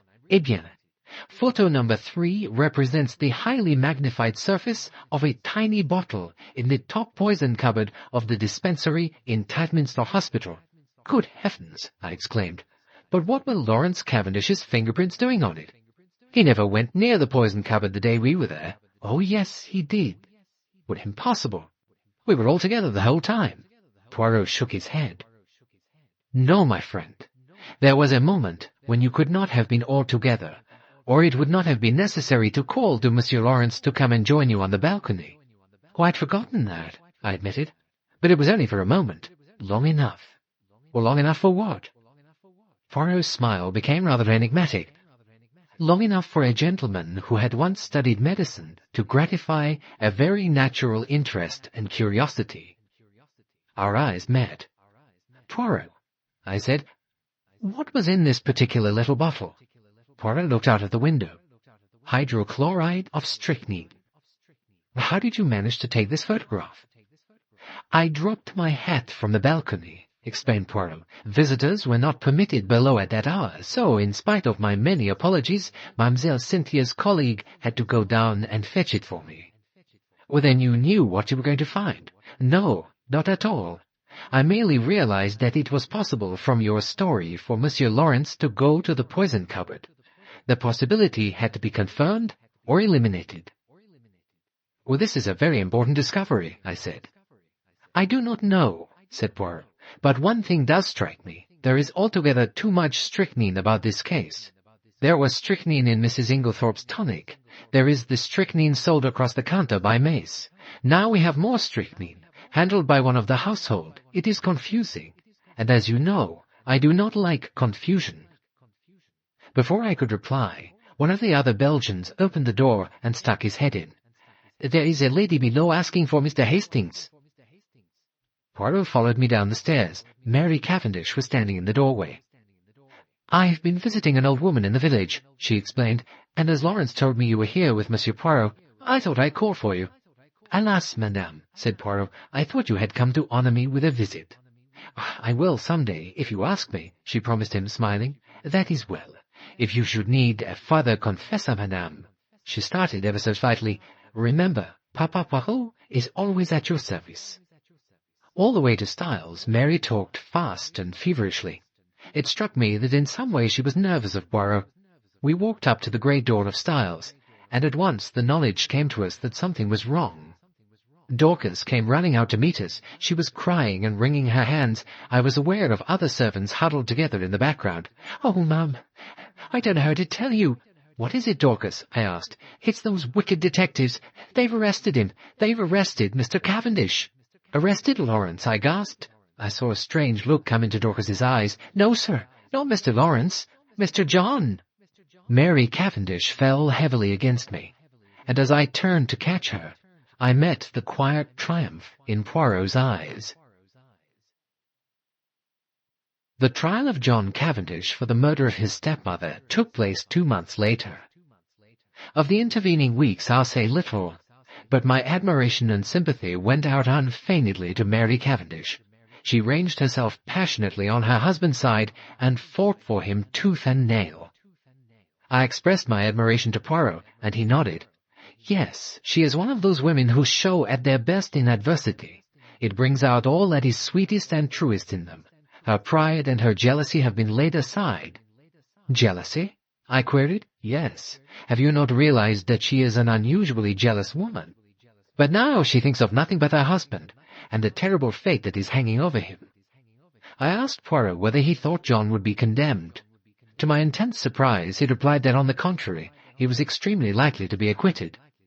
"It is one thing to know that a man is guilty. It is quite another matter to prove him so. That is the whole trouble. I, Hercule Poirot, know, but I lack the last link in my chain." "When did you first suspect John Cavendish?" I asked. "Did you not suspect him at all?" "Well, no, indeed." "Not after Mrs. Cavendish's lack of frankness at the inquest?" "No." "Did you not reflect that if it was not Alfred Inglethorpe who was quarrelling with his wife, it must either be Lawrence or John?" Now, if it was Lawrence, Mary Cavendish's conduct was just as inexplicable. But if, on the other hand, it was John, the whole thing was explained quite naturally. "So," I cried, "it was John who quarrelled with his mother that afternoon?" "Exactly." Poirot paused. "And, by the way, my friend, I must not appear in the case. We have to deal with a most clever and unscrupulous man, and we must use any means in our power. Otherwise he will slip through our fingers. All the discoveries have been made by Jap, and Jap will take all the credit." As the weeks went by, the last link Poirot talked about was still lacking. Privately, I hoped it might remain so, for what happiness could there be for Mary if John were not acquitted? September found us all in London. Mary took a house in Kensington, Poirot being included in the family party. I myself had been given a job at the War Office, so was able to see them continually. On September the 15th, John Cavendish appeared in the dock of the Old Bailey, charged with the wilful murder of Emily Agnes Inglethorpe, and pleaded not guilty. Sir Ernest Heavyweather, K.C., had been engaged to defend him. Mr. Phillips, K.C., opened the case for the Crown. The murder, he said, was premeditated and cold-blooded. The prisoner, a profligate and spendthrift, had been at the end of his financial tether, and had also been carrying on an intrigue with a certain Mrs. Raikes, a neighbouring farmer's wife. This, having come to his stepmother's ears, she taxed him with it on the afternoon before her death, and a quarrel ensued. On the previous day, the prisoner had purchased strychnine at the village chemist's shop, wearing a disguise by means of which he hoped to throw the onus of the crime upon Mrs. Inglethorpe's husband, of whom he'd been bitterly jealous. Luckily for Mr. Inglethorpe, he'd been able to produce an unimpeachable alibi. On the afternoon of July the 17th, continued counsel, immediately after the quarrel with her son, Mrs. Inglethorpe made a new will. This will was found destroyed in the grate of her bedroom the following morning. She had about a year before executed a will in favour of the prisoner. He would call evidence to show that it was the prisoner who ultimately handed his stepmother her coffee on the fatal night. Later in the evening he had sought admission to her room, on which occasion, no doubt, he had found an opportunity of destroying the will, which, as far as he knew, would render the one in his favour valid. The prisoner had been arrested in consequence of the discovery in his room by Detective Inspector Japp, a most brilliant officer, of the identical phial of strychnine which had been sold at the village chemist's to the supposed Mr. Inglethorpe on the day before the murder. It would be for the jury to decide whether or no these damning facts constituted an overwhelming proof of the prisoner's guilt. And Mr. Phillips sat down and wiped his forehead. The first witnesses for the prosecution were mostly those who had been called at the inquest, and the evidence was much the same. But in questioning Dorcas, Mr. Phillips introduced a new matter. "In the month of June last, do you remember a parcel arriving for Mr. Lawrence Cavendish from Parkson's?" Dorcas shook her head. "I don't remember, sir." "It may have done, but Mr. Lawrence was away from home part of June." "In the event of a parcel arriving for him whilst he was away, what would be done with it?" "Miss Howard would send it on after him." Evelyn Howard was called, and after being examined on other points, was questioned as to the parcel. "I don't remember. Lots of parcels come. Can't remember one special one. I believe, Miss Howard, that it was you who found this sheet of brown paper." Mr. Phillips held up the same dusty piece which Poirot and I had examined in the morning room at Styles. "Yes, I did." "How did you come to look for it?" "The Belgian detective who was employed on the case asked me to search for it." "Where did you eventually discover it?" "On top of the prisoner's wardrobe." An assistant from Parkson's theatrical costumiers testified that on June the 29th they had supplied a black beard to a Mr. L. Cavendish as requested. It was ordered by letter, and a postal order was enclosed. No, they had not kept the letter. All transactions were entered in their books. Elizabeth Wells, second housemaid at Styles, stated that after she'd gone to bed on the fatal night, she remembered that she'd bolted the front door, instead of leaving it on the latch as Mr. Inglethorpe had requested. She'd accordingly gone down to rectify her error. Hearing a noise in the west wing, she'd peeped along the passage and seen Mr. John Cavendish knocking at Mrs. Inglethorpe's door. Sir Ernest Heavyweather made short work of her. Under his unmerciful bullying, she contradicted herself hopelessly, and Sir Ernest sat down with a satisfied smile. With Annie's evidence about having had to remove some candle grease from the floor in Mrs. Inglethorpe's room, and seeing the prisoner take the coffee into the boudoir, the proceedings were adjourned. Detective Inspector Japp was the first witness called when the trial was reopened. After relating the earlier events, he went on, "Acting on information received, Superintendent Summerhay and myself searched the prisoner's room. In his chest of drawers, hidden beneath some underclothing, we found a pair of gold-rimmed pince-nez, similar to those worn by Mr. Inglethorpe. These were exhibited, and this phial." The phial was that already recognized by the chemist's assistant, a tiny bottle of blue glass containing a few grains of a white crystalline powder and labeled strychnine hydrochloride, poison. A fresh piece of evidence discovered by the detectives since the police court proceedings was a long, almost new piece of blotting paper. It had been found in Mrs. Inglethorpe's cheque-book, and on being reversed at a mirror showed clearly the words, "Everything of which I die possessed, I leave to my beloved husband, Alfred Ing—" This placed beyond question that the destroyed will had been in favour of the deceased lady's husband. Japp then produced the charred fragment of paper recovered from the grate, and this, with the discovery of the beard in the attic, completed his evidence. But Sir Ernest's cross-examination was yet to come. "What day was it when you searched the prisoner's room?" "Tuesday, the 24th of July. "Exactly a week after the tragedy?" "Yes." "You found these two objects, you say, in the chest of drawers. Was the drawer unlocked?" "Yes." "Oh, you've just said it was a whole week since the crime. Would he have had plenty of time to remove and destroy them?" "Yes." "Was the pile of underclothes under which the things were hidden heavy or light?" "Well, heavy-ish. In other words, it was winter underclothing. Would the prisoner, in the hottest week of a hot summer, be likely to go to a drawer containing winter underclothing, yes or no?" "No." "In that case, is it not possible that the articles in question might have been put there by a third person, and that the prisoner was quite unaware of their presence?" "Well, it is possible." Evidence followed as to the financial difficulties in which the prisoner had found himself at the end of July, and as to his intrigue with Mrs. Raikes. Poor Mary! That must have been bitter hearing for a woman of her pride. Lawrence Cavendish was then put into the box, and he denied having ordered anything from Parkson's in June. In fact, on June the 29th, he'd been staying away in Wales. Instantly, Sir Ernest's chin was shooting pugnaciously forward. "You deny having ordered a black beard from Parkson's on June the 29th? "I do." "Ah. In the event of anything happening to your brother, who will inherit Styles Court?" The brutality of the question called a flush to Lawrence's pale face. "I should." "And you'd inherit a good slice of money, too, wouldn't you?" "Really, Sir Ernest," protested the judge, "these questions are not relevant." Sir Ernest bowed, and having shot his arrow, proceeded. "On Tuesday the 17th of July, you went, I believe, with another guest, to visit the dispensary at Tadminster Hospital." "Yes." "Did you, while you happened to be alone for a few seconds, unlock the poison cupboard and examine one of the bottles? I am referring to a little bottle of hydrochloride of strychnine." Lawrence was turning a sickly greenish color. "No, I'm sure I didn't." "Then how do you account for the unmistakable impress of your fingerprints on it?" "I suppose I must have taken up the bottle." "I suppose so, too. Did you abstract any of the contents of the bottle?" "Certainly not." "Then why did you take it up?"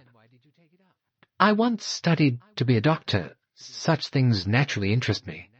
"Strange that it was during the only 2 minutes you were alone that you displayed your natural interest in hydrochloride of strychnine." With a satisfied countenance, Sir Ernest observed, "I have nothing more to ask you, Mr. Cavendish." There was little more evidence. The handwriting experts were called upon for their opinion of the signature of Alfred Inglethorpe in the chemist's poison register. They declared unanimously that it was certainly not his writing, and gave it as their view that it might be that of the prisoner disguised. Cross-examined, they admitted that it might be the prisoner's handwriting cleverly counterfeited. Sir Ernest Heavyweather, in opening the case for the defence, said that he had never, in the course of his long experience, known a charge of murder rest on slighter evidence. It was entirely circumstantial. The strychnine found in a drawer in the prisoner's room, the black beard from Parkson's, there wasn't a shred of evidence to connect them to the prisoner. The prosecution averred that on Monday, July the 16th, the prisoner had entered the chemist's shop in the village, disguised as Mr. Inglethorpe. The prisoner, on the contrary, was at that time at a lonely spot called Marston's Spinney, where he'd been summoned by an anonymous note threatening to reveal certain matters to his wife unless he complied with its demands. After waiting there vainly for half an hour, the prisoner had returned home. Unfortunately, he'd met with no one on the way there or back, but luckily he'd kept the note, and it would be produced as evidence. As for the destruction of the will, the prisoner had formerly practiced at the bar, and was perfectly well aware that the will made in his favour a year before was automatically revoked by his stepmother's remarriage. He would call evidence to show who did destroy the will, and it was possible that that might open up quite a new view of the case. He would now call the prisoner. Under Sir Ernest's skilful handling, John told his tale credibly and well. The anonymous note received by him was produced and handed to the jury to examine. The readiness with which he admitted his financial difficulties and the disagreement with his stepmother lent value to his denials. Then the cross-examination began. "You have produced this note very opportunely," said Mr. Phillips. "Do you not think that it bears a marked resemblance to your own handwriting, carelessly disguised?" "I don't think so." "I put it to you that it's your handwriting." "No." "I put it to you that, anxious to prove an alibi, you conceived the idea of a fictitious and rather incredible appointment and wrote this note yourself, in order to bear out your statement." "No." "Then I'll leave the remarkable similarity of handwriting between the note, the register, and your own to the consideration of the jury," said Mr. Phillips, and sat down. After this, as it was growing late, the case was adjourned till Monday. Poirot, I noticed, was looking profoundly discouraged. "Ah, mon ami, Things are going badly. Badly. My heart gave a leap of relief. Evidently, there was a likelihood of John Cavendish being acquitted. When we reached the house, my little friend waved aside Mary's offer of tea. No, I thank you, madame. I will mount to my room. I followed him. Still frowning, he went across to the desk and took out a small pack of patience cards. Then he drew up a chair to the table, and to my utter amazement, began solemnly to build card-houses. "No, mon ami," he said, "I am not in my second childhood. I steady my nerves, that is all. This employment requires precision of the fingers. With precision of the fingers goes precision of the brain. And never have I needed that more than now. The last link of which I spoke to you, I cannot find it." I watched the card-house rising under his hands, story by story. It was really almost like a conjuring trick. "What a steady hand you've got," I remarked. "I believe I've only seen your hand shake once." "On an occasion when I was enraged, without doubt," observed Poirot. "Yes, indeed. Do you remember, it was when you discovered that the lock of the dispatch case in Mrs. Inglethorpe's bedroom had been forced. You stood by the mantelpiece, twiddling the things on it in your usual fashion, and your hand shook like a leaf. I must say—" I stopped suddenly, for Poirot, uttering an inarticulate cry, annihilated his masterpiece of cards, and putting his hands over his eyes, swayed backwards and forwards, apparently suffering the keenest agony. "Good heavens, Poirot," I cried, "what's the matter? Are you taken ill?" No. It is that I have an idea gigantic, stupendous, and you, my friend, have given it to me." Suddenly, clasping me in his arms, he kissed me warmly on both cheeks, and before I'd recovered from my surprise, ran headlong from the room. Sunday morning wore away, and still Poirot didn't reappear. But about 3 o'clock, a ferocious and prolonged hooting outside drove us to the window to see Poirot alighting from a car, accompanied by Japp and Summerhay. The little man radiated an absurd complacency. He bowed to Mary Cavendish. "Madame, I have your permission to hold a little réunion in the salon?" Mary smiled. "You know, Monsieur Poirot, that you have carte blanche in every way." Still beaming, Poirot marshalled us all into the drawing-room. "Miss Howard, here. Mademoiselle Cynthia, Monsieur Laurence, the good Dorcas, and Annie. Bien. We must delay our proceedings a few minutes more until Mr. Inglethorpe arrives." Miss Howard rose immediately. "If that man comes into the house, I leave it." No. Poirot went up to her and pleaded in a low voice. Finally Miss Howard consented to return to her chair. A few minutes later, Alfred Inglethorpe entered the room. The company once assembled, Poirot rose from his seat with the air of a popular lecturer. "Messieurs, dames, as you all know, I was called in by Monsieur John Cavendish to investigate this case. I at once examined the bedroom of the deceased, which, by the advice of the doctors, had been kept locked. I found, first, a fragment of green material. Secondly, a stain on the carpet near the window, still damp. Thirdly, an empty box of bromide powders. To take the green material, I found it caught in the bolt of the door communicating with the one occupied by Mademoiselle Cynthia. The police did not consider it of much importance, nor did they recognize it for what it was, a piece torn from a green land girl's armlet." There was a little stir of excitement. "Now, only one person at Styles works on the land, Mrs. Cavendish. Therefore, it must have been Mrs. Cavendish who entered the deceased's room through the door communicating with Mademoiselle Cynthia's." "But that door was bolted on the inside," I cried. "When I examined the room, yes. But in the first place, we have only her word for it. In the confusion, she would have had ample opportunity to shoot the bolt across. I took an early opportunity of verifying my conjectures. To begin with, the fragment corresponds exactly with a tear in Mrs. Cavendish's armlet. Also, at the inquest, Mrs. Cavendish declared that she had heard from her own room the fall of the table by the bed. I took an early opportunity of testing that statement by stationing my friend Monsieur Hastings in the left wing of the building. In company with the police, I went to the deceased's room, and whilst there I, apparently accidentally, knocked over the table in question, but found that, as I had expected, Monsieur Hastings had heard no sound at all. This confirmed my belief that Mrs. Cavendish was actually in the deceased's room when the alarm was given. I shot a quick glance at Mary. She was very pale, but smiling. Mrs. Cavendish is in her mother-in-law's room. We will say that she is seeking for something, and has not yet found it.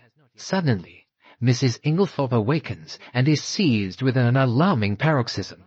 She flings out her arm, overturning the bed table, and then pulls desperately at the bell. Mrs. Cavendish, startled, drops her candle, scattering grease on the carpet. She picks it up and retreats quickly to Mademoiselle Cynthia's room, closing the door behind her. Already, footsteps are echoing along the gallery. What can she do? Quick as thought, she starts shaking the girl awake. The household are all busily battering at Mrs. Inglethorpe's door. He looked at Mary Cavendish. "Am I right, madame?" She bowed her head. "The will!" cried Lawrence. "Then it was you, Mary, who destroyed the will." She shook her head. "No. There is only one person who could have destroyed that will. Mrs. Inglethorpe herself." "Well, impossible!" I exclaimed. "She had only made it out that very afternoon." "Nevertheless, mon ami," said Poirot, "it was Mrs. Inglethorpe, because in no other way can you account for the fact that on one of the hottest days of the year, Mrs. Inglethorpe ordered a fire to be lighted in her room." I gave a gasp. What idiots we'd been never to think of that fire as being incongruous. Poirot was continuing. "So, the discovery of the charred fragment in the grate was no surprise to me. But I will admit that when I learned that the will had been made only that afternoon, I fell into a grievous error. I came to the conclusion that Mrs. Inglethorpe's determination to destroy her will arose as a direct consequence of the quarrel she had had that afternoon, and that therefore the quarrel took place after, and not before, the making of the will. Here, as we know, I was wrong. Now, at 4 o'clock, Dorcas overheard her mistress saying, "You need not think that any fear of publicity or scandal between husband and wife will deter me." I conjectured that these words were addressed not to her husband, but to Mr. John Cavendish. At 5 o'clock, an hour later, she uses almost the same words, but the standpoint is different. She admits to Dorcas, "I don't know what to do. Scandal between husband and wife is a dreadful thing." Looking at the matter psychologically, I drew the deduction that the second scandal she spoke of was not the same as the first, and it concerned herself. Let us reconstruct. At 4 o'clock, Mrs. Inglethorpe quarrels with her son, and threatens to denounce him to his wife, who, by the way, overheard the greater part of the conversation. At 4:30, Mrs. Inglethorpe makes a will in favor of her husband, which the two gardeners witness. At 5 o'clock, Dorcas finds her mistress in a state of considerable agitation with a slip of paper in her hand, and it is then that she orders the fire in her room to be lighted. Between 4:30 and 5 o'clock, something has occurred to occasion a complete revolution of feeling, since she is now as anxious to destroy the will as she was before to make it. What was that something? One can only guess. Mrs. Inglethorpe had no stamps in her desk. We know this, because later she asked Dorcas to bring her some. Now, in the opposite corner of the room stood her husband's desk, locked. She was anxious to find some stamps, and according to my theory, she tried her own keys in the desk. That one of them fitted, I know, because I tried it. She therefore opened the desk, and in searching for the stamps she came across something else, that slip of paper, which Dorcas saw in her hand. Mrs. Cavendish believed that the slip of paper to which her mother-in-law clung so tenaciously was a written proof of her own husband's infidelity. She demanded it from Mrs. Inglethorpe, who assured her quite truly that it had nothing to do with that matter. Mrs. Cavendish thought that Mrs. Inglethorpe was shielding her stepson. Mrs. Cavendish determined to get hold of that paper at all costs, and chance came to her aid. She happened to pick up the key of Mrs. Inglethorpe's dispatch case, which had been lost that morning. Mrs. Cavendish therefore made her plans as only a woman driven desperate through jealousy could have done. Sometime in the evening she unbolted the door leading into Mademoiselle Cynthia's room. She put off her project until the early hours of the morning, since the servants were accustomed to hearing her move about her room at that time. She dressed completely in her land kit and made her way quietly through Mademoiselle Cynthia's room into that of Mrs. Inglethorpe. Cynthia interrupted. "But I should have woken up if anyone had come through my room, not if you were drugged, mademoiselle." Poirot addressed us collectively again.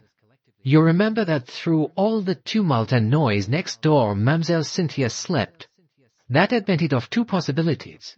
Either her sleep was feigned, which I did not believe, or her unconsciousness was induced by artificial means. With this latter idea in my mind, I examined all the coffee cups, remembering that it was Mrs. Cavendish who had brought Mademoiselle Cynthia her coffee the night before. I took a sample from each cup and had them analyzed, with no result. 6 persons had taken coffee, and 6 cups were duly found. I had to confess myself mistaken. Then I discovered that I'd been guilty of a grave oversight. Coffee had been brought in for 7 persons, not 6, for Dr. Barstein had been there that evening. Now 1 cup was missing. I was confident that the missing cup was that of Mademoiselle Cynthia. I had an additional reason for that belief. All the cups found contained sugar, which Mademoiselle Cynthia never took in her coffee. The maid Annie spoke about some salt on the tray of cocoa which she took every night to Mrs. Inglethorpe's room. I accordingly secured a sample of that cocoa, and sent it to be analyzed.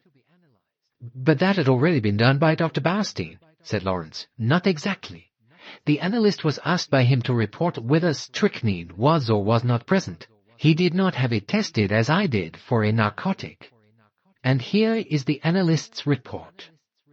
Mrs. Cavendish administered a safe but effectual narcotic to both Mrs. Inglethorpe and Mademoiselle Cynthia. Imagine her feelings when her mother-in-law is suddenly taken ill and dies. For one terrible moment she must have feared that Mrs. Inglethorpe's death lay at her door. Seized with panic, she hurries downstairs and quickly drops the coffee cup and saucer used by Mademoiselle Cynthia into a large brass vase, where it is discovered later by Monsieur Lawrence. The remains of the cocoa she dare not touch. Too many eyes are upon her. We are now able to account for the delay in the strychnine taking effect. A narcotic taken with strychnine will delay the action of the poison for some hours." "I see everything now," said Lawrence. "The drugged cocoa, taken on top of the poisoned coffee, amply accounts for the delay." "Exactly. But was the coffee poisoned? We come to a little difficulty here, since Mrs. Inglethorpe never drank it." "What?" The cry of surprise was universal. "No.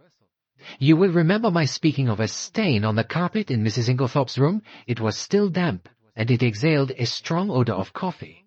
What had happened was plain to me. For not 2 minutes before, I had placed my little case on the table near the window, and the table had tilted up. I should say that Mrs. Inglethorpe, feeling in need of a stimulant of some kind, heated up her cocoa, and drank it off there and then. Now, we are faced with a new problem. We know the cocoa contained no strychnine.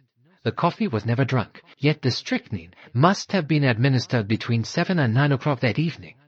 What third medium was there, a medium so suitable for disguising the taste of strychnine that it is extraordinary no one has thought of it? Poirot looked around the room, and then answered himself. Her medicine. "You mean the murderer introduced the strychnine into her tonic?" I cried. "There was no need. It was already there. The strychnine that killed Mrs. Inglethorpe was the identical strychnine prescribed by Dr. Wilkins. Let me read you an extract from a book on dispensing I found in the dispensary of Tadminster Hospital. A solution of strychnine sulfate, into which potassium bromide is introduced, deposits in a few hours the greater part of the strychnine salt as an insoluble bromide in transparent crystals. A lady in England lost her life by taking a similar mixture. The precipitated strychnine collected at the bottom, and in taking the last dose, she swallowed nearly all of it." Now, there was of course no bromide in Dr. Wilkins' prescription, but you will remember that I mentioned an empty box of bromide powders.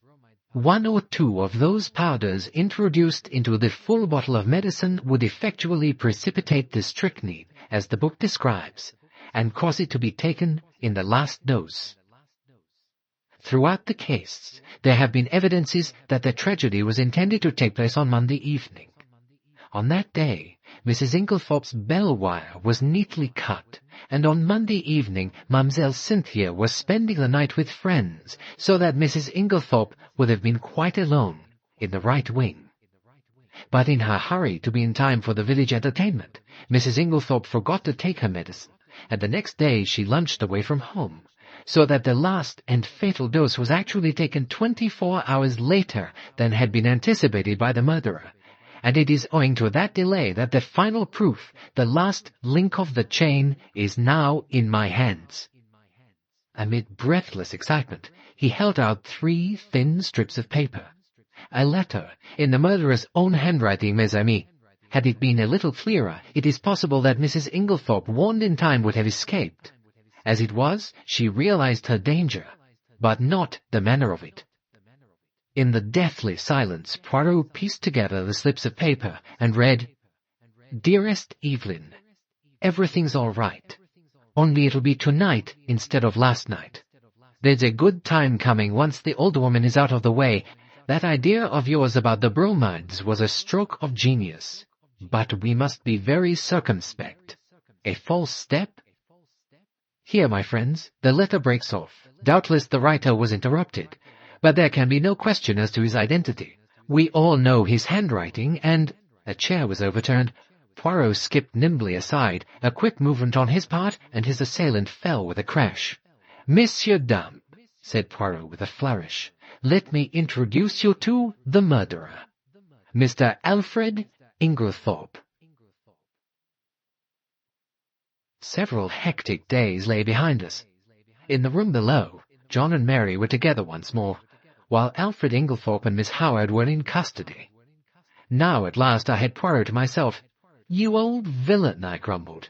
"You might have given me a hint." "But I did, my friend. Several hints. You would not take them. Think now.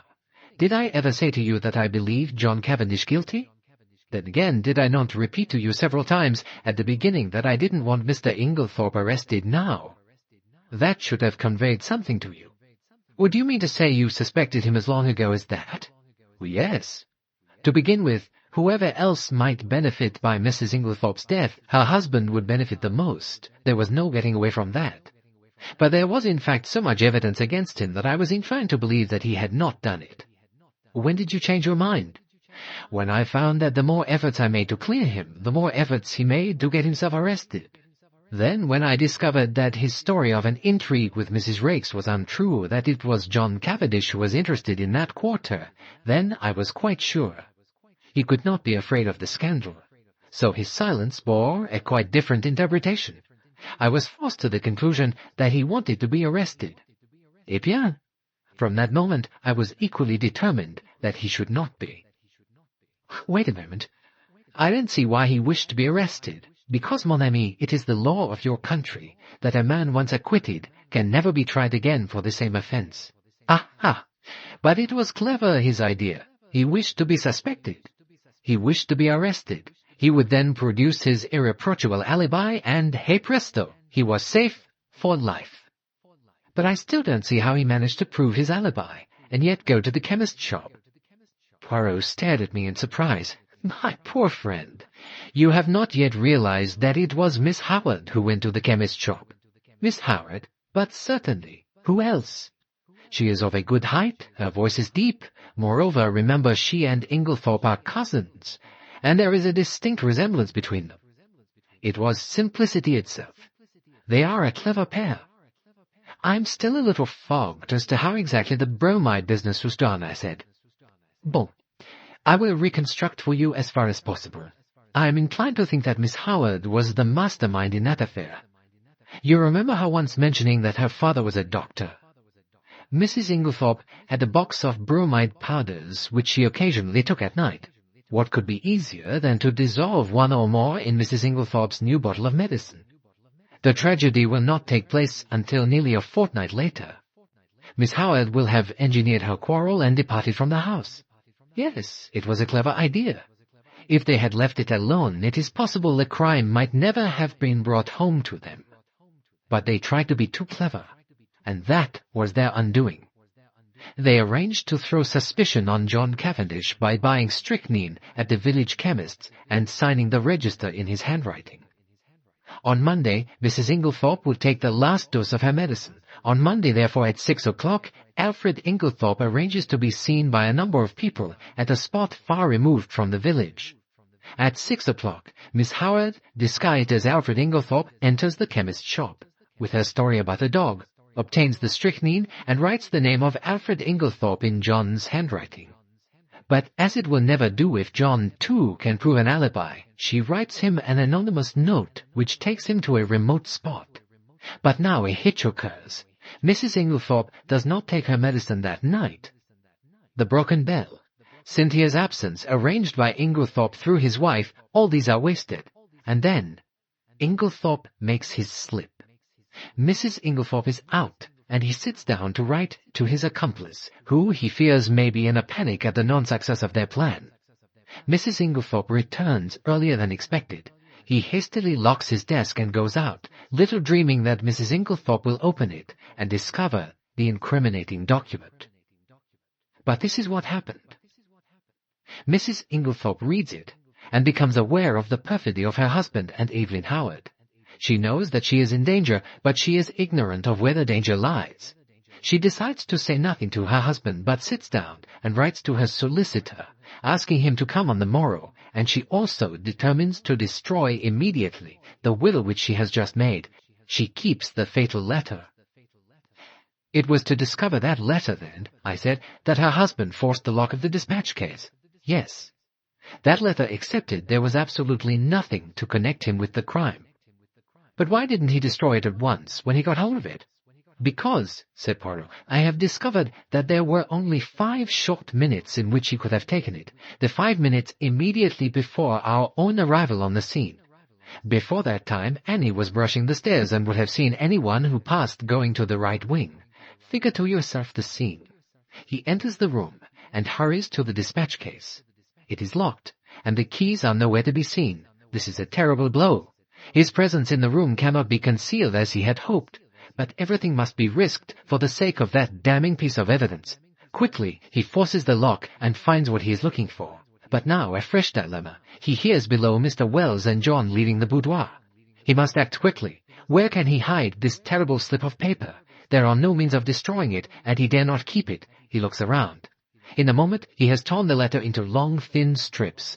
Rolling them up into spittles, he thrusts them hurriedly in amongst the other spittles in the vase on the mantelpiece.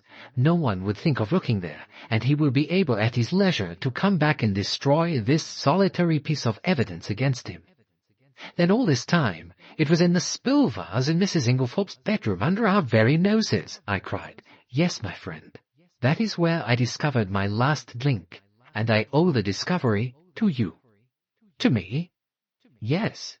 Yesterday, do you remember telling me that my hand shook as I straightened the ornaments on the mantelpiece in Mrs. Inglethorpe's bedroom? Well, yes, but I didn't see... But I remembered that earlier in the morning, when we had been there together, I had straightened all the objects on the mantelpiece. And if they were already straightened, there would be no need to straighten them again, unless, in the meantime, someone else had touched them. But, I said, I still can't understand why Inglethorpe was such a fool as to leave it there when he had plenty of opportunity to destroy it. But he had no opportunity. I saw to that. You? Yes. Do you remember reproving me for taking the household into my confidence on the subject? Well, my friend, I saw there was just one chance. Inglethorpe was already under suspicion, and by making the matter public, I secured the services of about 10 amateur detectives who would be watching him unceasingly. And being himself aware of their watchfulness, he would not dare seek further to destroy the document. He was therefore forced to depart from the house, leaving the letter in the spill vase. But surely Miss Howard had ample opportunities of aiding him. Yes, but Miss Howard did not know of the paper's existence. In accordance with their prearranged plan, she never spoke to Alfred Inglethorpe. They were supposed to be deadly enemies, and until John Cavendish was safely convicted, they neither of them dared risk a meeting. And when did you first begin to suspect Miss Howard? When I discovered that she had told a lie at the inquest about this letter she received from Mrs. Inglethorpe. He drew it from his pocket. See, Mrs. Inglethorpe leaves large clear spaces between her words. But look at the date at the top. July the 17th. It's quite different in this respect. Do you see what I mean? I don't, I confessed. You do not see that that letter was not written on the 17th, but on the 7th, the day after Miss Howard's departure. That 1 was inserted before the 7 to turn it into the 17th. But why? Because Miss Howard did not wish to show the actual letter of the 17th, written after Mrs. Inglethorpe had learned of her perfidy. Poirot paused. Then I remembered that she and Alfred Inglethorpe were cousins, and her rather over-vehement hatred. It concealed a very opposite emotion, a tie of passion between them long before he came to Styles. They had already arranged their infamous plot that he should marry this rich but rather foolish old lady, induce her to make a will, leaving her money to him, and then gain their ends by a very cleverly conceived crime. I don't see why they tried to fix the blame on John, I remarked. It would have been much easier for them to bring the crime home to Lawrence. He acted so strangely. You realize, of course, what was at the back of that, said Poirot. He believed Mademoiselle Cynthia guilty of the crime. You're joking, Poirot, I exclaimed. No. Shall I tell you what made Monsieur Lawrence turn so pale when he first entered his mother's room on that fatal night? It was because, whilst his mother lay there, obviously poisoned, he saw over your shoulder that the door into Mademoiselle Cynthia's room was unbolted. But he declared that he saw it bolted, I cried. Exactly, said Poirot. And that was just what confirmed my suspicion that it was not. He was shielding Mademoiselle Cynthia. And why? He had taken it into his head that Mademoiselle Cynthia was in love with Monsieur John. When he entered his mother's room and saw her obviously poisoned, he jumped to the conclusion that she knew something about the matter. So he crushed the coffee cup to powder, remembering that she had gone up with his mother the night before, and he determined that there should be no chance of testing its contents. Thenceforward, he strenuously upheld the theory of death from natural causes. What about the extra coffee cup? I asked. Mademoiselle Cynthia's cup, hidden by Mrs. Cavendish in the brass vase. Poirot smiled. Monsieur Lawrence did not know at all what I meant, but on reflection, he came to the conclusion that if he could find an extra coffee cup anywhere, his lady-love would be cleared of suspicion, and he was perfectly right. Dear me, Poirot, I said, I think you've explained everything. I'm glad it's all ended so happily. Even John and his wife are reconciled. Thanks to me. Well, how do you mean, thanks to you? My dear friend, do you remember the day of John Cavendish's arrest when you found me deliberating over a big decision? I was trying to decide whether or not I would clear John Cavendish at once. I could have cleared him, though it might have meant a failure to convict the real criminals. Do you mean that you could have saved John Cavendish from being brought to trial? I cried. Yes, my friend. But I eventually decided in favor of a woman's happiness. Nothing but the great danger through which they have passed could have brought those two proud souls together again. I looked at Poirot in silent amazement. The colossal cheek of the little man. Suddenly there was a tap at the door, and Cynthia peeped in. Come in, I said, springing up. I only wanted to tell you something. Yes? Cynthia suddenly exclaimed, You dears! Kissed first me and then Poirot, and rushed out of the room again. What on earth does this mean? I said. It means, said Poirot, that she has discovered Monsieur Lawrence does not dislike her as much as she thought. I sighed. What is it, mon ami? Oh, nothing, I said. They are two delightful women. And neither of them is for you, finished Poirot. Never mind. Console yourself, my friend. We may hunt together again. Who knows? And then...